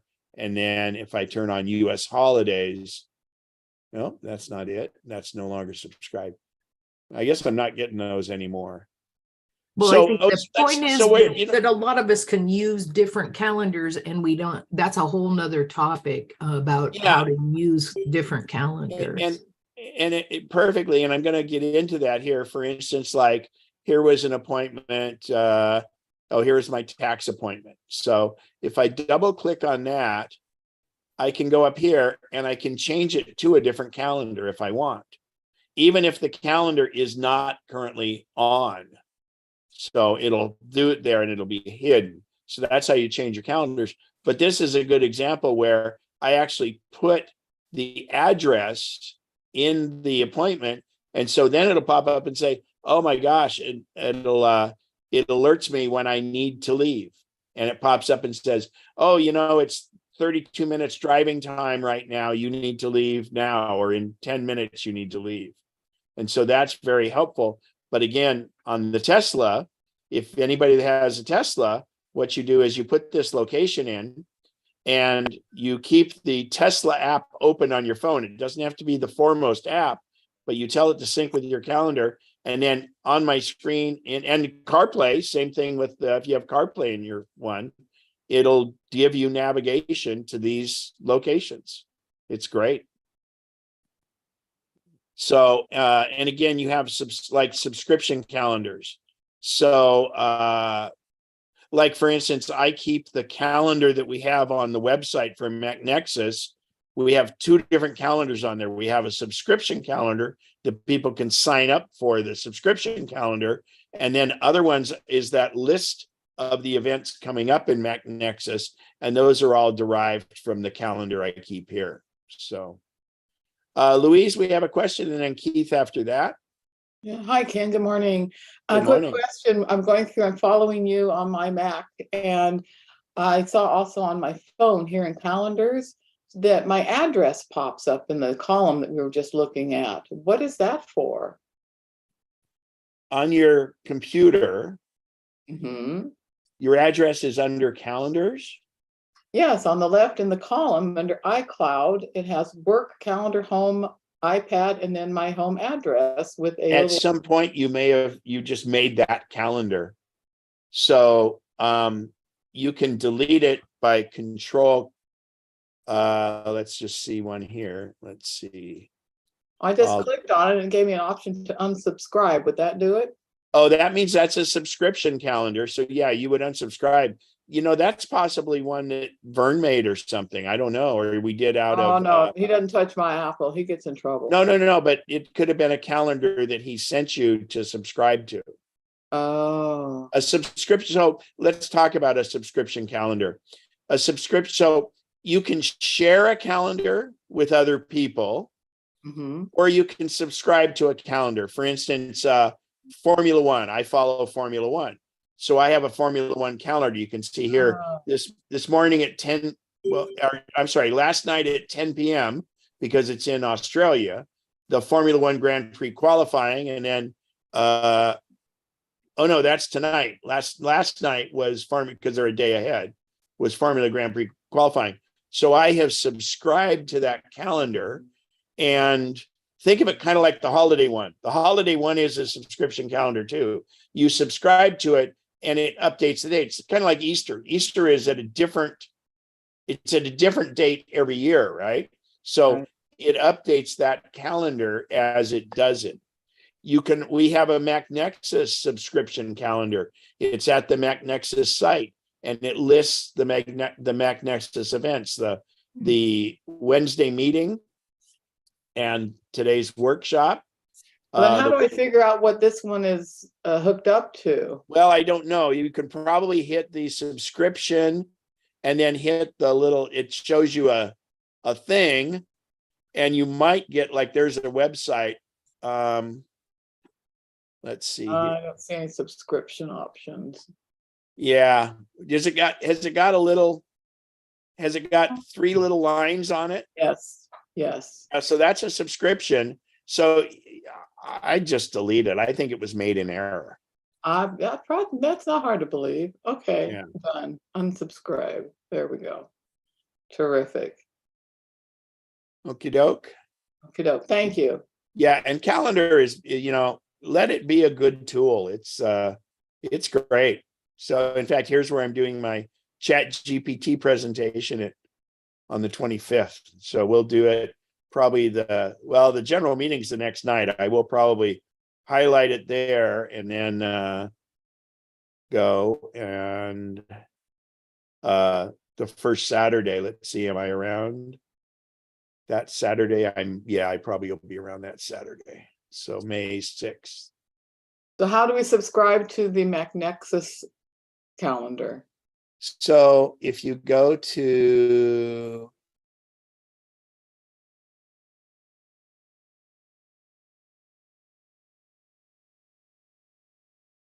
MacNexus.org.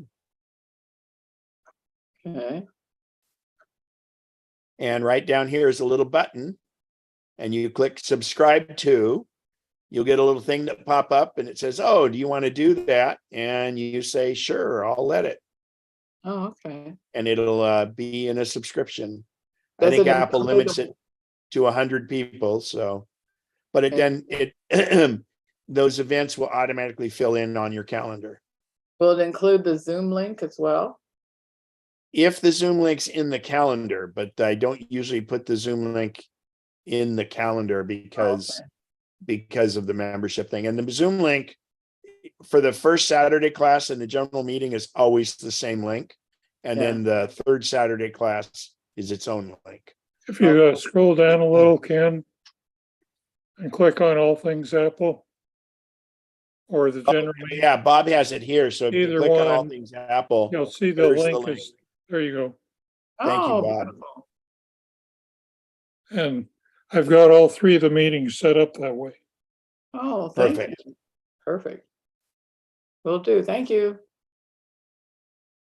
So since we've got time here and we're in a calendar, I'm gonna fire up a mail and I'm gonna show you this. So let's do a new message.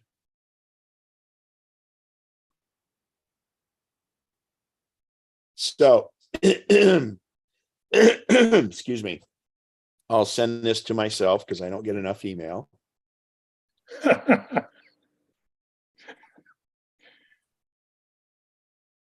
This is a little That's your aside. April Fool's joke. Yeah, right. So let's say here it is. John Doe,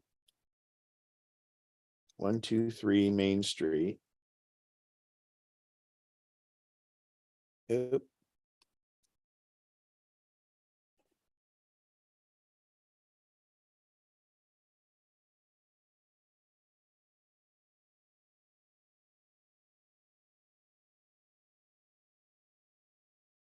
And then the phone number is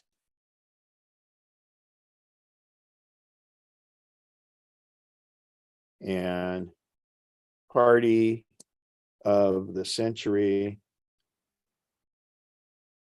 April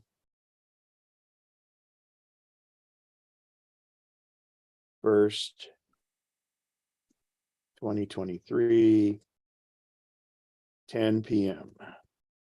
Okay, so I'm going to mail this to myself. You've got mail. So if I take this email that I got to myself, you see here where it says Siri found an event, party with Ken Miscellaneous. Well, that's because it pulled my name because that That one is named miscellaneous in my email because that's not my normal email. So I can click here and say add. But what's more important here is if I look at this, as I hover my cursor over it, I get these things called data detectors. So let's go to the first thing since we're talking calendar. I can hover over that, or I can hit add. I have two ways to do it.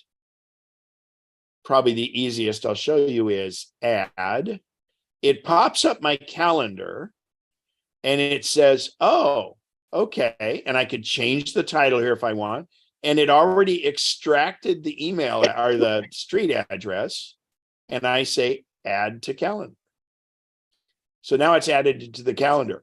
But if I go here, I'm hovering over this address. I click that and I can add it to contacts right from there.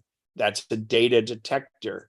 And when you get a chance, when you add it to contacts, you have a chance to edit it and stuff like that. So I'm not going to do that. And then for those of us who are getting old, if you do call people, you have the option here, adding it to the contact. My phone is linked to it, so it would call it. It would use my iPhone to call it. I can message it or large type, so you can see it from across the room. So that's data detectors. Now, while we've got this up, let's go look at the calendar. And you can see here on April 1st, I have party with Ken, miscellaneous. So if I double click on this event, the beauty of this is that I have this, I could click the phone number, but the best part is, let's say this was an invitation for a party that you got 90 days ago, and there was a password to get in. I can click show in mail and it will automatically fire up that old email and show you all the information in that email. By making the appointment or the event from within mail, it links back to mail. Even if mail wasn't on, it would have fired up mail and did it. Now, people always ask if you deleted the email, does it still do it? And you know what? Let me check that, because I never delete email. So let me go into my mail and I'm going to delete calendar test, and I'll go into my deleted. Oh, you know what? Sent and received. I think it probably still will because it's in my trash, but let's just try it. Yeah, still did it. So I think if you, yeah, it said it was in the trash box. So if I took it out of trash, let me do that. Let's see here. It's in trash in my Gmail. I've got my mail screen up on my other monitor here. One sec. Trash. There it is. I will actually delete it. And now let's see what happens.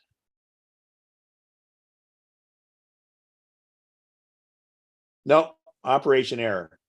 So even though it was in my trash, it showed up, but when I delete it from the trash, it won't. So again, if it was an invite to the party, you probably wouldn't really want to delete it.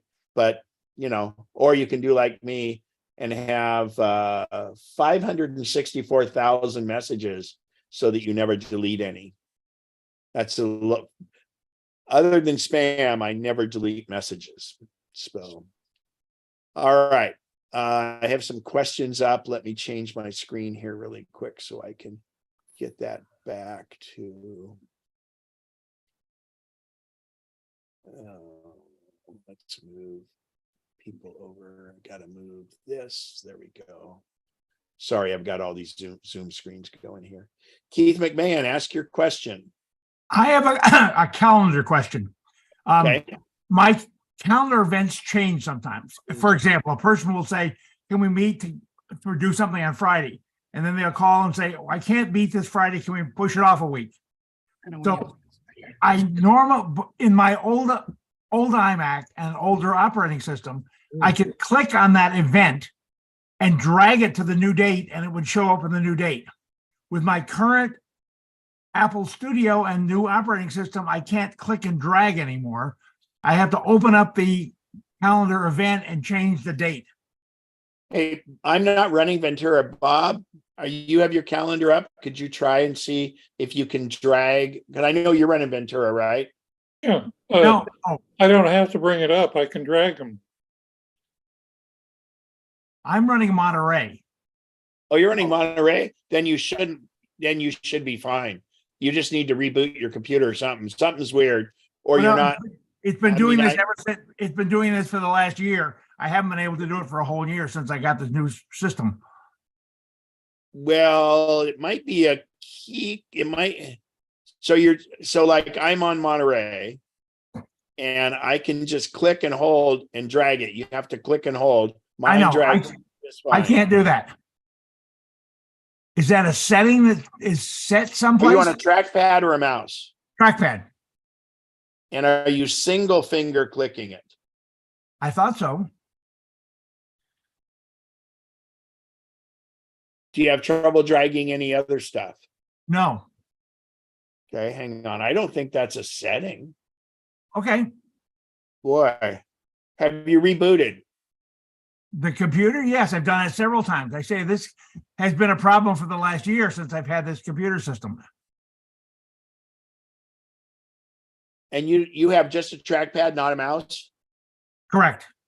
I do have a mouse, but I never use it. I could plug Is it a wired mouse or wireless? It's a wired mouse. I would plug it in and see if you can do it with that to eliminate the trackpad being an issue. Okay. And report back to me on that, because I don't see I don't see that's, and if you can drag other stuff, that's weird. Well, oh, you know what? Go into your settings for your trackpad, system preferences, trackpad. Well, I'm.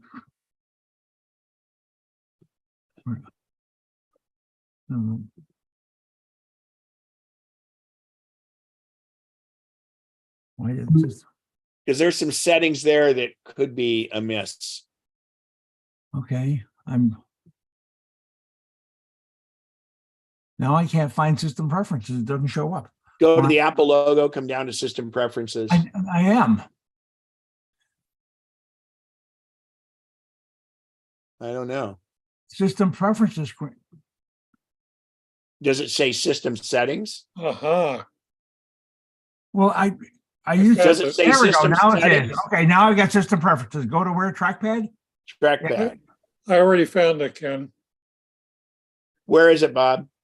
Accessibility, trackpad, mouse and trackpads under that. And there is a setting that says use trackpad for dragging, and it has a on-off switch. Okay, so in accessibility. This is under system preferences, accessibility. Well, this is on Ventura. Yeah, and he's on Monterey, so I'm looking to see if it's here. Accessibility.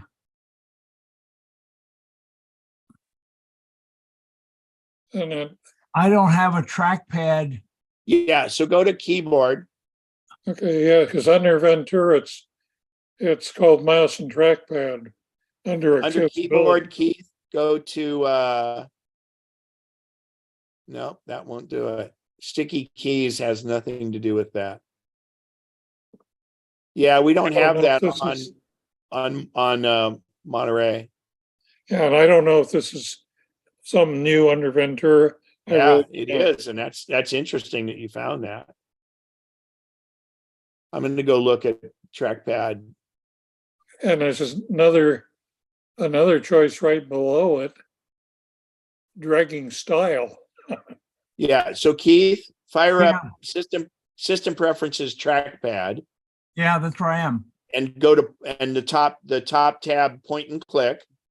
Yeah, that's where I am. Okay. And tell me what is checked. Look up in data detectors, secondary click, and that's it. Tap to click is not checked. Okay, turn off lookup data detectors. Okay, And then down below, do you have force click with haptic feedback yes, and silent clicking? yes. Well, the silent clicking is not checked. But force click is? Yes, Okay. Go to more gestures, the third tab. Is anything checked? swipe between full screen apps, notification center are checked. And you use full screen apps, I believe, so we'll leave that. Notification, that's no problem. And yeah, so I would go try it now and see if that fixed it. If not, we're gonna have to. If move what on fixed it? and check it. Huh? What fixed what? I didn't change anything, did I? Yeah. We turned off one thing. Just try dragging in calendar and see if it works. But otherwise, we have to move on this. I know. This is Well, a I didn't one-time issue. think this was gonna be a big deal. Well, that's how it always is. Louise, you have a Oh. question again. Yeah, just a quick comment, not to belabor the situation, but while you were talking about that, since I'm running Ventura, I thought I'd better check into this. I'm using the mouse and I was able to do what you're trying to do. Move one meeting, I just clicked on it and slid it over to another date. Yeah, Asked no, you- it's some setting on his. And by the way, people there, I still am not encouraging people there. We found out here in the Apple user group, 2 ex-Apple employees, we found some real issues. Not if it's a new computer and a clean install, but we've had some issues with people upgrading even to the new 13.3 or whatever it is now. I can't remember what it is, but it's scary. In fact, I was scheduled to do a Ventura presentation the 3rd Tuesday of this month, and we're putting it off because it's a deal breaker situation, whereas the computer becomes inoperable unless you wipe everything out and reinstall. So So what do we I'm do now? warning against it. If it's a new computer, it's great. If you do a clean install, it's great. If you don't, it's unlikely you'll have issues, but that's kind of your own. Just be warned about it. Okay, well, Ken, you were the one who installed the computer and I'm still running the operating system that I started with a year Right. ago. And there were reasons for that in your case, but yeah, I mean, there's no reason to go to Ventura for a couple of reasons, but yeah, Monterey is still current, but Okay, well, anyway. and it's not that big a deal to change the date. I just didn't know why I couldn't click and drag. No, I don't know. And yeah, so on yours, I mean, it's something else is going on there. Okay, all right. Thank you for the consultation time. Yeah, well, no problem. All right, I am ready to go with any other questions. Ken, real quick, like I see on your calendar, you have double entries, like on the 10th of April, your property tax installment. Why is it there twice and on the 26th? Because I own properties in 2 counties. Oh, because I had that happen on my calendar for some reason. It was duplicating. And by the way, since it's a solid one line, which actually I did mine in December anyway, the full thing, but the reason these are long ones is that means it's an all-day event when I schedule it. Okay, thank you. So, oh my gosh, Dad's 100th birthday is coming up. Wow. My late father, April 11th. So let's see here. You actually have Yes. two blank days. Wow. Well, I can, yeah, well, they get filled in as I go.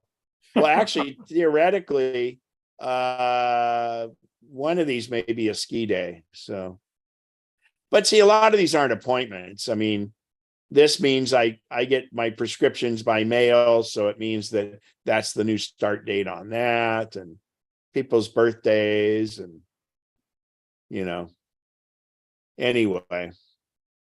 Any other questions on cloud, on syncing?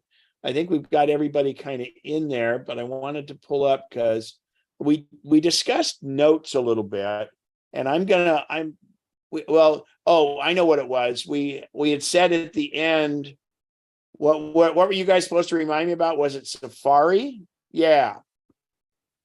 So let's talk about Safari. And Al brought up some good thing about tab groups, which I don't do tab groups, but I do folders. And so we'll get my, let me move this over here. I got to get the Zoom windows out of the way.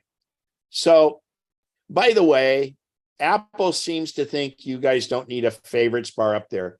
There's a few of you. In fact, I'm going to control scroll in to make my screen a little bigger. That should help everybody a little bit. So the favorites bar up here is not on by default. So if you go to Safari, they disabled it on many. So go to Safari and Preferences or Safari and Settings. And I need to zoom out. And my settings are right here. So in Settings, oh, wait a minute. It's not in Settings. My fault.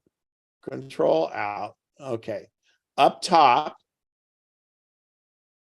if I go to View, Show Favorites bar.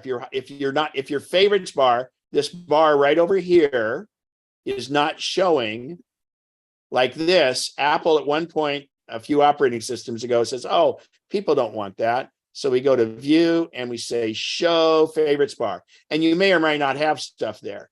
But the favorites bar is your one-stop access to all kinds of information. And it's great. So let's go ahead and move this over.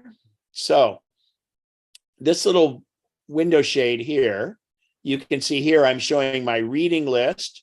So I'm saving these things. But if I click on this, well, where are my bookmarks bar? Come on.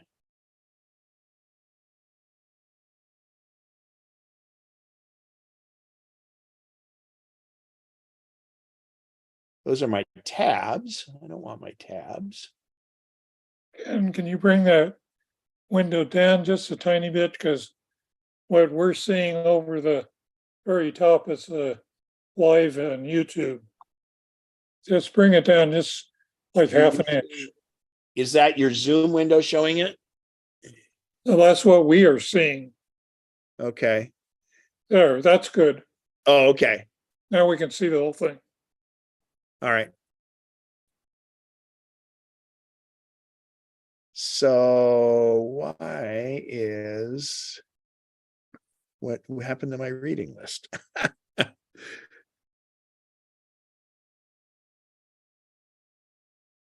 I'm perplexed here. My tabs.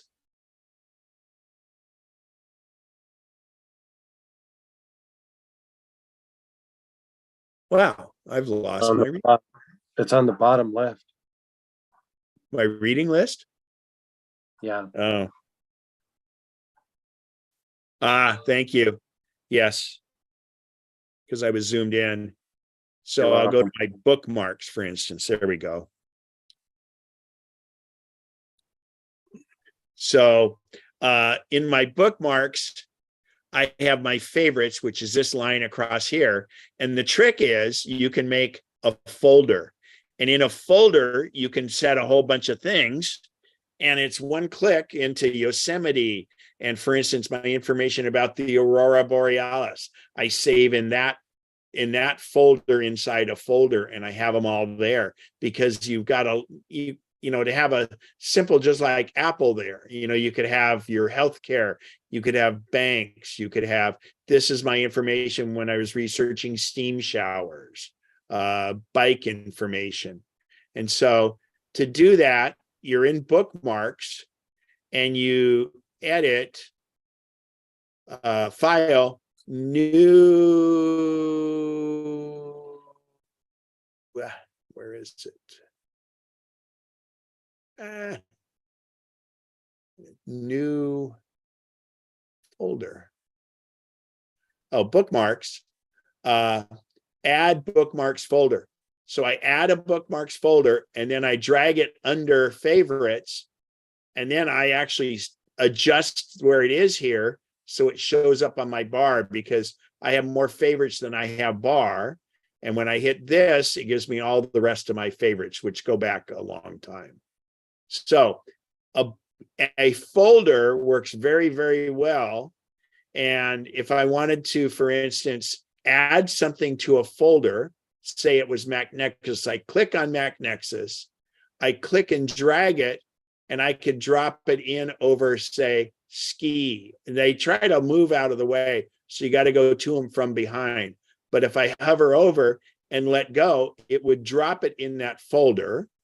I could also drop it over here between folders or into a folder. And that's how you populate those. And that's for bookmarks.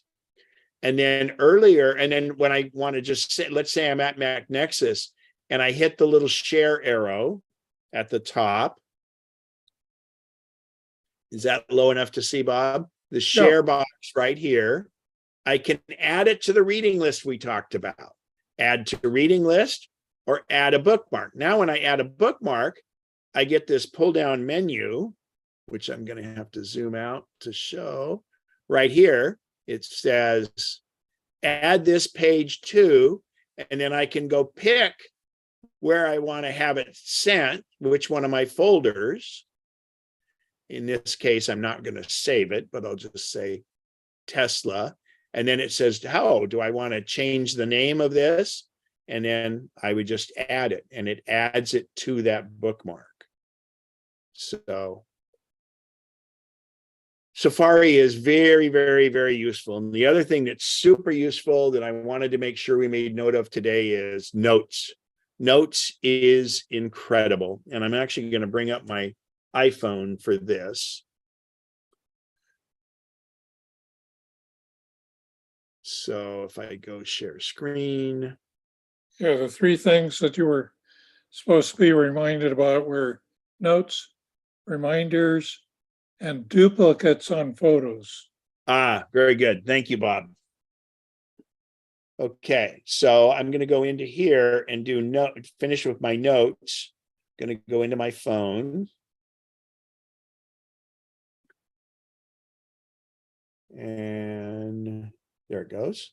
So if I click on notes and I create a brand new note, let's say, which is the right down in the bottom in the lower right, I have all these options on my screen. I can make a table. I can adjust the text. I can make a list. I have the camera, or I can just kind of like even draw things like with a felt tip pen. But if I do a camera, in fact, hang on, I got to get a piece of paper here that I can do.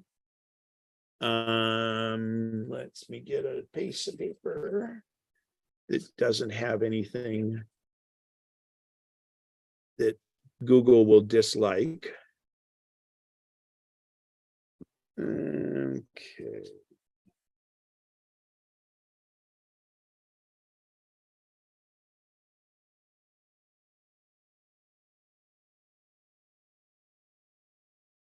All right, here we go.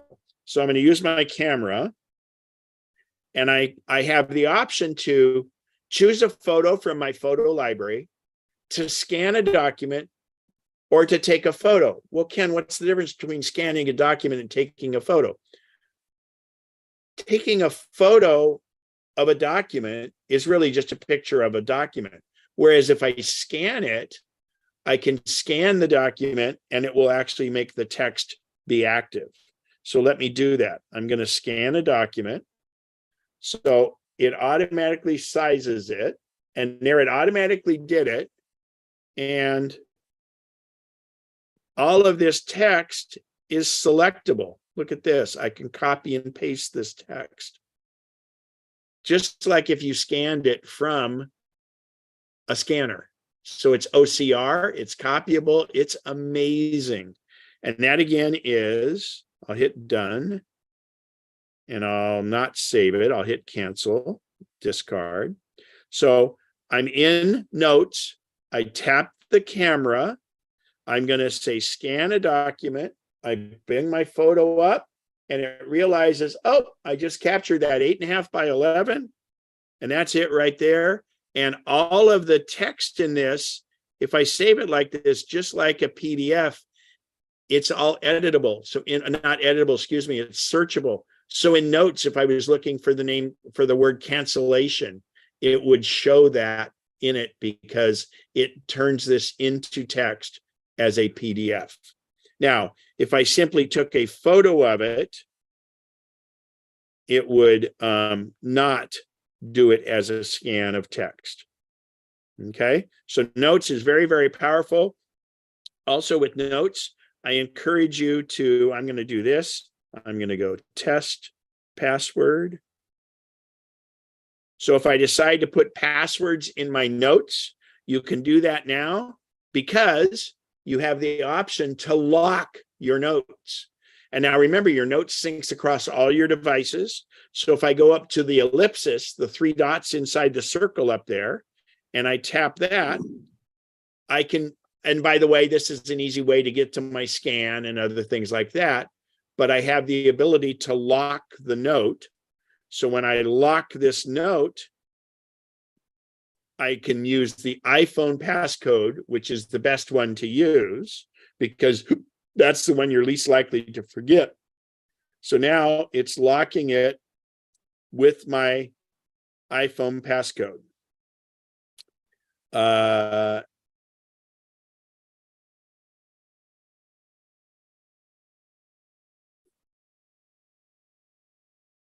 So now it's locked. Boom. Okay, so anyway, it's locked. So now if I go to my notes, I'm going to quit notes and I'm going to come back to notes, and you'll notice that test password note has a lock on it.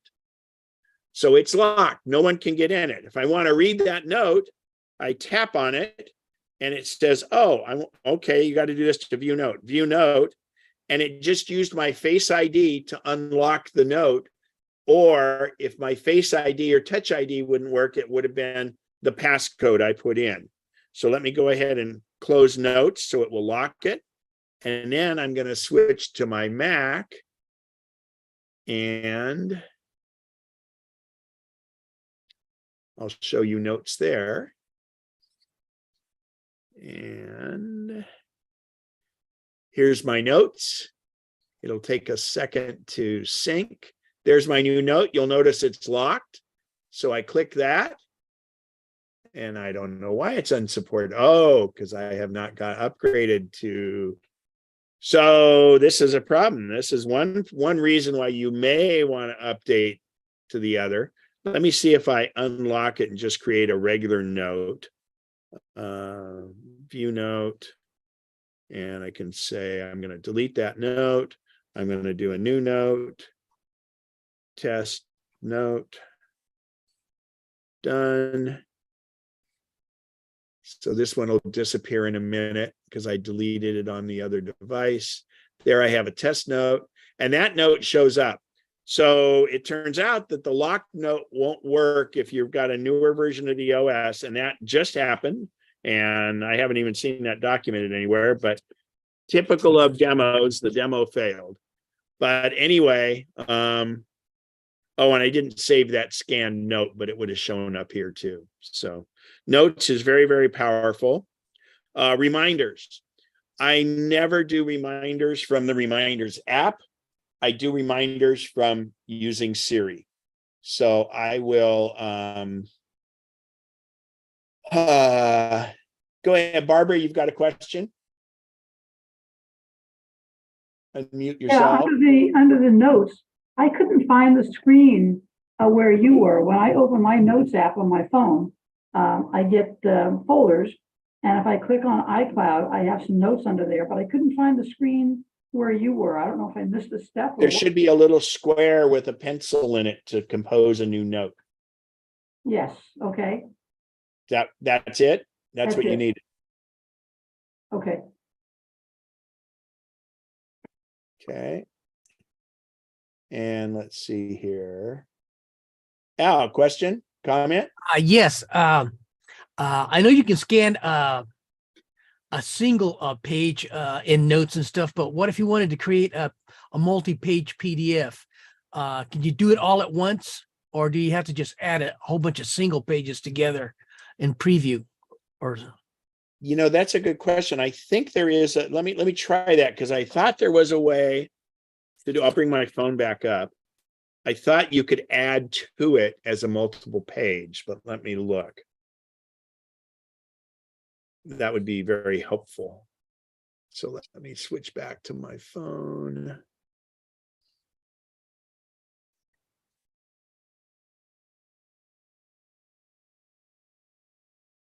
Okay, so I'm going to go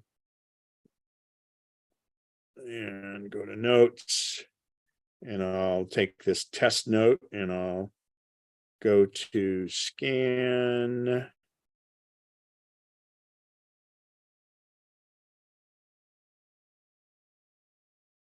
Okay, now, oh, it did it again. I don't want it to do that.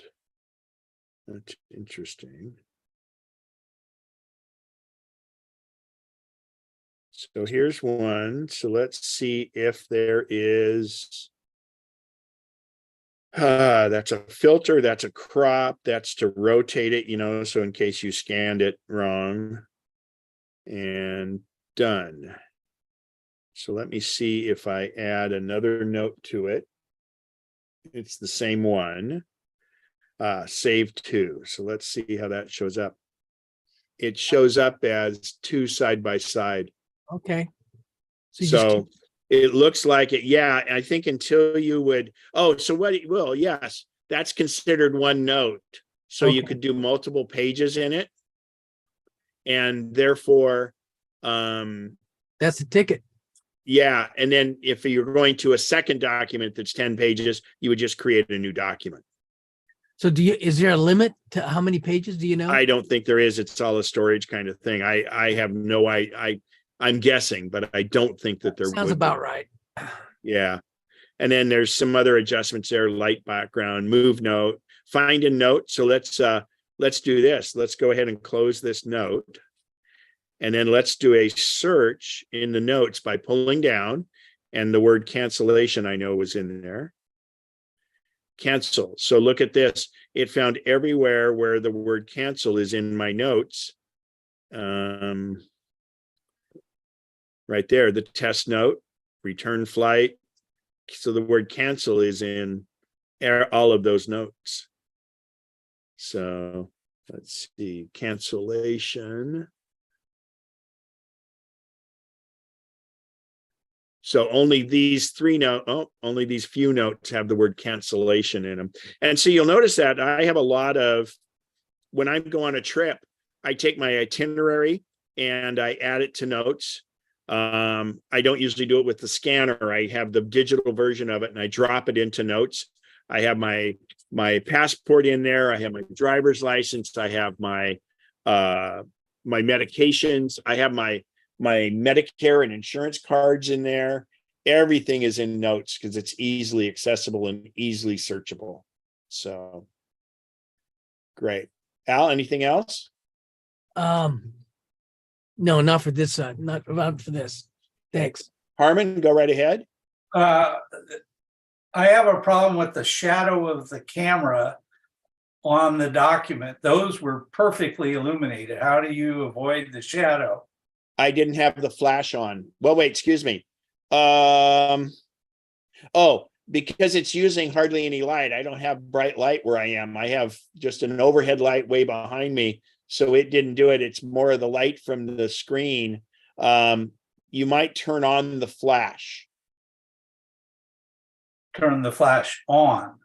Yeah, it's one of the rare times when that would be good because it's going to be in front of the phone, so the phone won't shade it. Otherwise, it's difficult because of lighting. So, or do less light, the phone picks it up pretty well. All righty. And Barbara and then Rich. Yeah, on the notes, seems like somehow or other I managed to create a couple of notes in my Gmail account. If I wanted to move them, how will you do that? So if you go to the note, Yep. if you go to the note, one of the options here is move note. Okay. But I think you have to do them one at a time. One other way is highlight it, copy the text to your clipboard, and then paste it into the new one. Okay. Thanks. Okay. Yeah. Move note is it, but I don't think you can do. Let's see if you, because you can't really select multiple ones. Rich, go right ahead. You're muted. You're muted, Rich. It was profound, whatever you said. We just couldn't hear it. And you're still muted. There you go. Okay. Yeah, it was profound. And this may be out of order. It has to do with AirPods. I have it next to my phone, and the problem occurred when I tried to check the battery, and nothing came up on the screen of the phone. So, and it's fully charged. I don't know what the deal is. Well, how are you trying to get it to come up on the phone? Just open up the box and yeah, let me show you something here. Hang on, I'm going to grab my AirPods. Let me I'll be right back.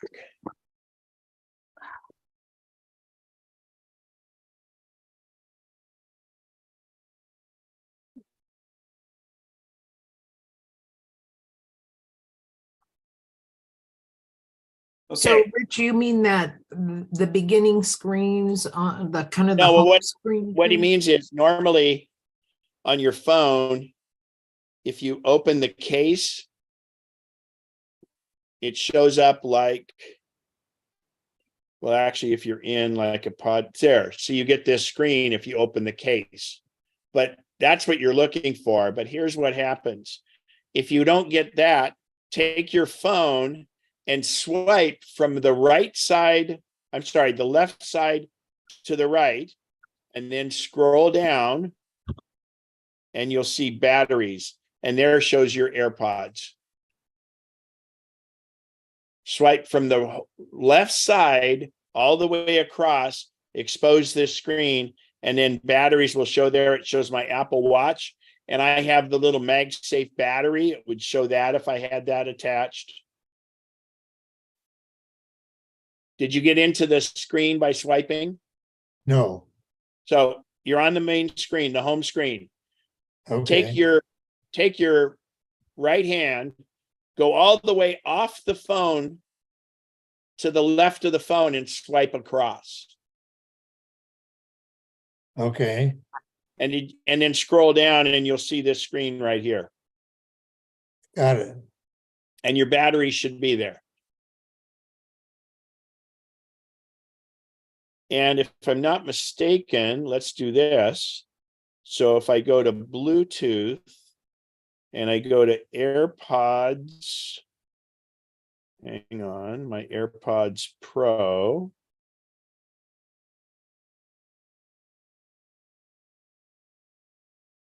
No. Yeah, I thought it was there. You could do it, but you can't. I was still connecting. Yeah, I didn't want to connect it because it should have just been right away. See, under Bluetooth, it doesn't show up as a device at all. Well, then you're not paired to your phone. I suspected that. So if you just go online, there's the button on the bottom of it. I mean, are you able to use them or not use them? Cannot use them. Okay, so then that's a whole different thing. Yeah, they're not showing up when you go to the battery because they're not connected at all. I think Al is gonna, if he hasn't already, put a link on how to reset AirPods Pro. I believe you're press and hold the button on it and then repair it with your phone. And it should pop up automatically to start pairing like it did when they were new. Oh, okay, thanks. Yeah. But Okay, thanks, so- Jen, for the little tip on if your screen is open, you can see individually the case and the AirPods. That's fairly helpful. Yeah, no, that works out well. And because this, what I find is it there's a little delay when you pop the case open and then it comes up. Yeah, I didn't know that was a thing, so Yeah. it's nice. Thanks. And then I think once they're connected, if you are using them, you can see the how much battery's left in them when you do that. So reminders. So I'll make a reminder, and I'm going to use the button instead of saying the word hey and the word Siri. But to me, reminders are incredible. Now, reminders, there's 3 types of reminders.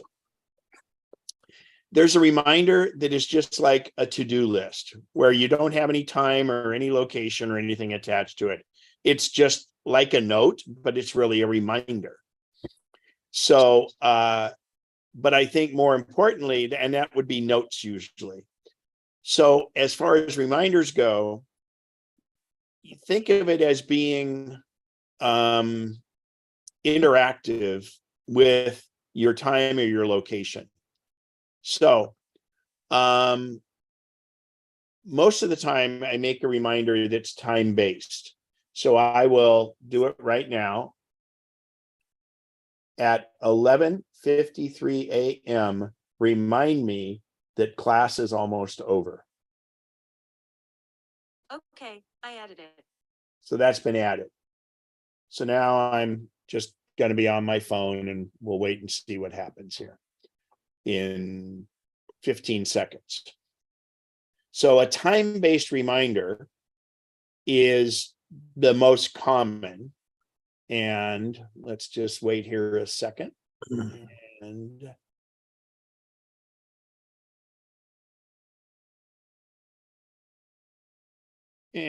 there's my reminder. So if I press and hold on that reminder, I can mark it as completed, and it just vibrated on my watch, by the way. I can tell it to remind me in an hour. I can tell it to remind me this afternoon. And if you say, remind me this afternoon or remind me in an hour, later on, it'll say, remind me tonight. And then after that, you can say, remind me in the morning. And you can kind of keep going like that. You can say, remind me next weekend, because this is a weekend that we're at. Remind me tomorrow, whatever you want to do. But you press and hold on it and you get that menu. In this case, I'll mark it as completed. And that showed up on all my devices. And when you mark it as completed, it goes away on those devices. It's still in your reminders, but it's not going to pop up again. The other reminder that's very beneficial is a location-based reminder. Remember, your phone always knows where you are. It's geolocated. So back when we used to meet over at St. Mark's, if I needed to remember to do something after MacNexus, I could say on my phone, when I leave here, remember to go by Home Depot. So it always knew where I was. So if that was at St. Mark's and I left the church, when I got 300 feet away from where I made the reminder, it will pop up and say, don't forget to go to Home Depot. So, and Home Depot wasn't necessarily, it's not in my address book, so it won't direct me there unless I set a certain address. If I say, when I leave here, remind me to call Bob White, it would pop up and remind me, and Bob is in my address book, so Bob's phone number would show up there. It wouldn't automatically call him. It would say, do you want to call him? And then I would accept that. So that's location based. And that's when you leave somewhere. But also you could set it up to say, when I get home, remind me to water the roses. And therefore, as you're driving, when you get home close to your house and you get in, well, when you get in the house, it'll pop up and say, remember to water the roses. Now, you can mark that completed, but you have made that reminder for every time you go to your house at that point. So you're going to want to delete that reminder. For instance, I went skiing yesterday, and I have a ski app that tracks me all day long and does a GPS of it. And it quantifies how much vertical I skied, how many miles I skied, speed I skied, things like that. And the big thing on that is to remember to turn it on. So what I have done is, when I get to the gondola at North Star, for instance, I say, when I arrive here, remind me ski tracks. Now, it has to remind me twice. It has to remind me to turn it on in the morning. And then when I'm done skiing at the end of the day, it has to remind me to turn it off, because otherwise I get in the car and it looks like I'm skiing 60 miles an hour, which I'm not. So I told it to just remind me at this location. So when I arrive at that exact location in the morning, it says, remember ski tracks. And in the afternoon, when I come down and arrive at that same location, it says, remember ski tracks. And it does that every time I'm in that location. It creates a little vibration on the watch if my watch is on silent and everything. So reminders is very, very, very good. And let's say, for instance, so it's Saturday now. Let's say on Monday, you have to remember to change your dentist appointment because something's come up.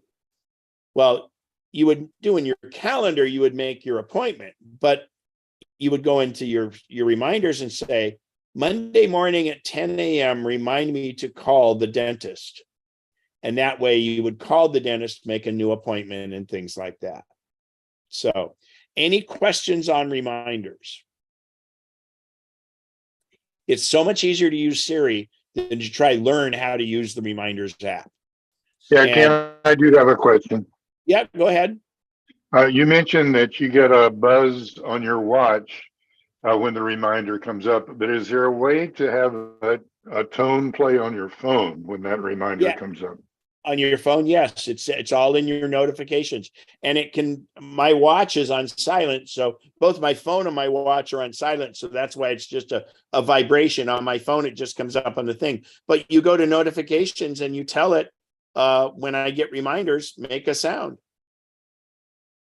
Okay, and then you get to choose a tone or like a What's that? ringtone. I'm sorry, my watch was not typing everything I just said. What did you say? Do you get to choose a tone, or can Siri say? Yes, for reminders, you can choose a specific tone. It's in preferences under here. I'll show you. Let's go there. So if I go to the phone, first of all, you have to turn notifications on. So if I go to the notifications,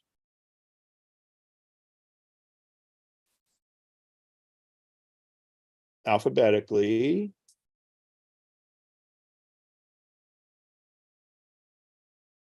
reminders, there it is. So in reminders, I have to turn notifications on. Okay. And what kind of notification, and then sound, and I can set a different sound there if I want. Great. Okay. But remember, if you've got your phone on silent, or you have done in focus, if you've said do not disturb, it will come in silently. Or if you flip the switch on the back, the switch on the side to turn the sound off, you have to, when the sound is on, which would be notifications at the very top and sound here, this is the sound it'll make. But remember, if you have your phone with the mute button on, or if you have turned focus, which is right here from here, if focus is on, it won't give you sounds. You don't get notifications when focus is engaged. Focus, but your watch still vibrates, so. Yeah, it does. And then the watch, I actually have on my watch, I have I just set it to be mute all the time. Got it. Thank you. You're welcome. So that's right at noon. Anybody else? Any questions? Anything else? We can undo our share here. I I absolutely want to thank Al as always. We have over 100 chat messages in there. He's been giving links the whole time that will be available after the fact. Bob's next email that he sends out will have the link and the PDF to it. Al, it's such, that service is huge that he does, and everything that I wandered off to and talked about, he has in there. So again, huge kudos to Al, and Al, thank you. There's a tidbit for you, Ken. Yeah. Look at the Pontiac. Yeah. Okay. Down low on the bumper, you see how it has two round extensions. Yes.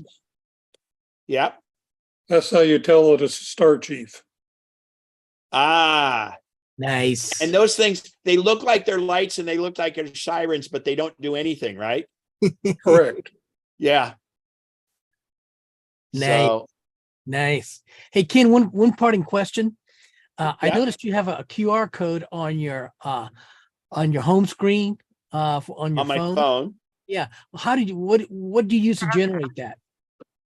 Oh, can't tell you. Top secret. Okay. I have a few. Oh, so what I did, I'll bring it up. So this is when COVID was a thing, and for me traveling in Europe, so there's two things on my home screen. Let me get rid of this. So the QR code is my vaccine QR code, which I thought would be really handy when I was in Europe, and it really wasn't. That one didn't really come up very much. But the other thing is, I have my reward if found that email address on the phone screen, because it do no good to have your phone number on your phone screen to say, if found, please call this number, because you're calling yourself.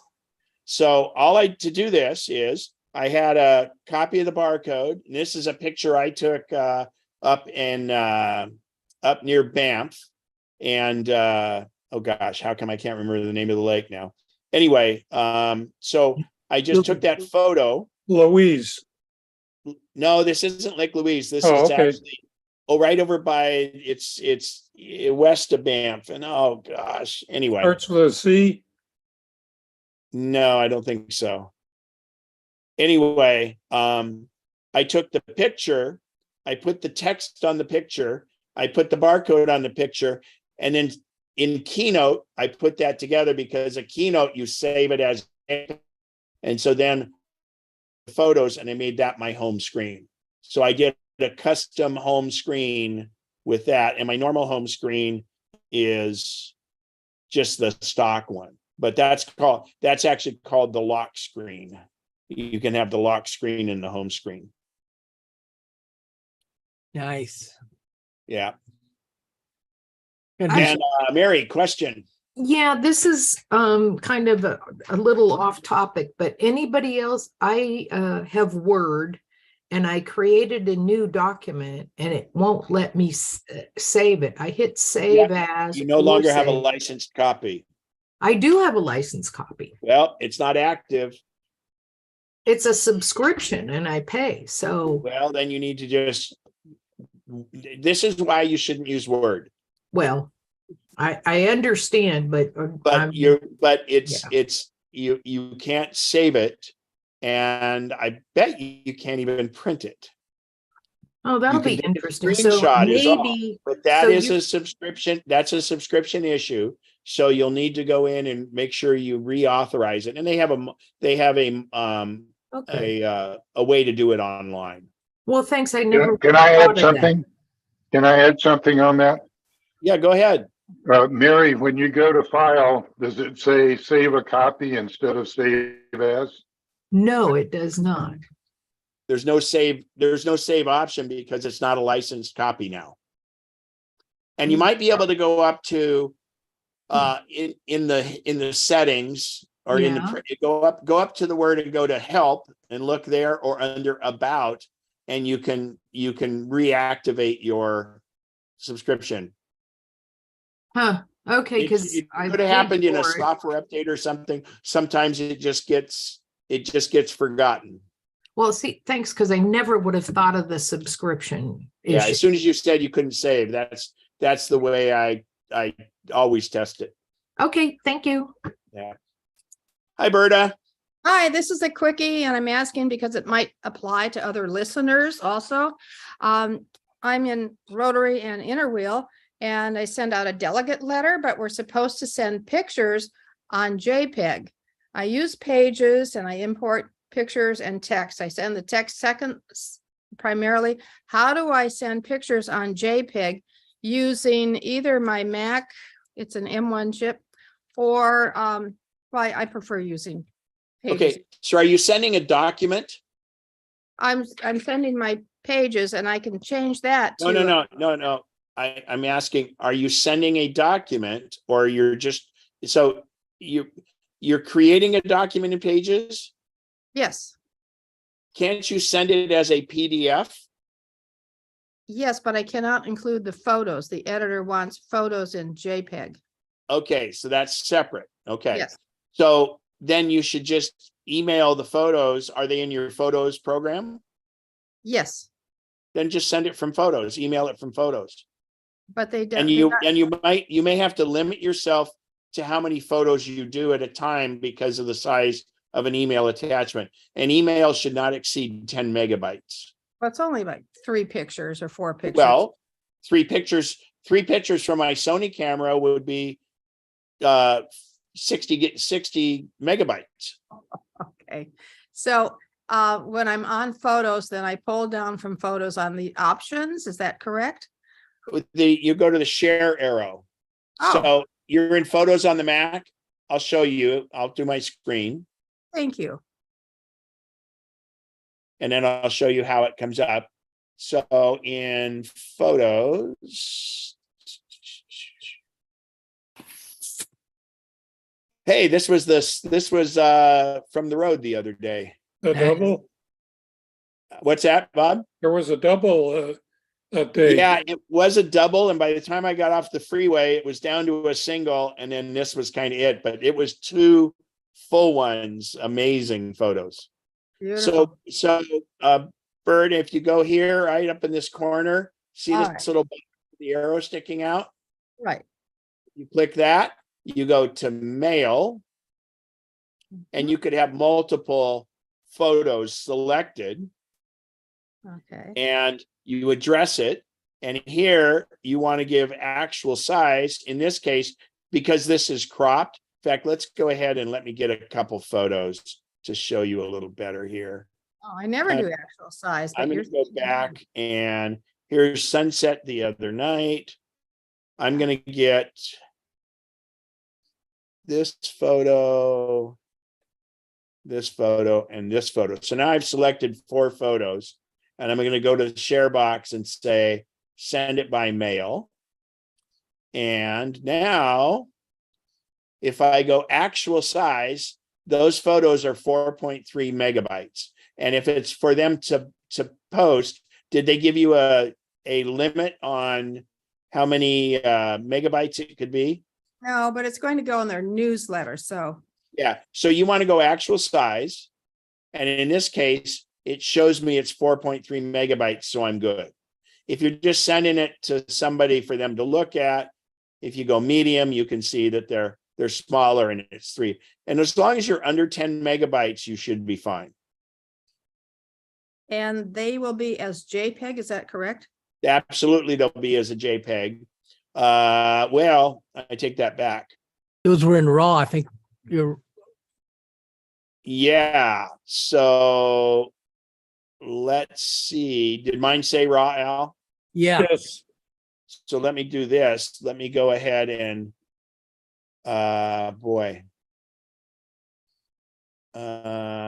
so the other one I worry about is if they're HEIC. You know, that format that's not as compatible. Yeah. So if they're from your iPhone. Oh, they'd be on my Mac. No, but did you take them from your iPhone? Yes. Well, yes. I Okay. do. So they're more than likely going to go as JPEG.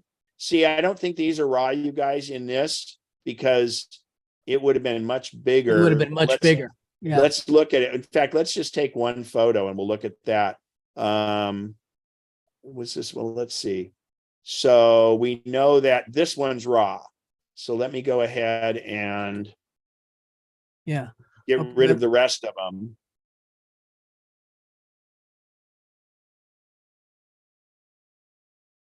So we know this. We know this is my raw one, and look at that. It's only 750 kilobytes. So I'd be willing to bet that that's JPEG. I'm going to email it to myself because I don't do HEIC. Actually, I might have HEIC. So Ken, is this the photo that you did take from your iPhone? Absolutely. Okay, that's why it's called RAW. This is my backyard. Well, no, because I have my setting to be raw. But what we were trying to look on how it's going to send it as a JPEG, but I'm going to look in my photos and see if I have any HEIC. HEIC. Okay, good. Oops. HEIC. So this photo is HEIC. So I'm going to attach that to an email. This was in the Red Sea. There, by the way, is in the that's the Dead Sea. I'm 1,400 feet below sea level. So let's take this one, and I'm gonna do this to mail and image size, actual size, and I'm gonna send it to me. This isn't just for you. This is, we need to know this. That's why I asked. HEIC ? And I will, well, I don't want to mark it up. I was going to put markup on it. So let's see here. I will send that. And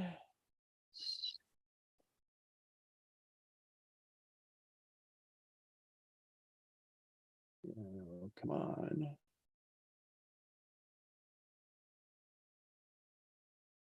Oh gosh, I sent it from a Gmail to a Gmail, so it doesn't show up probably.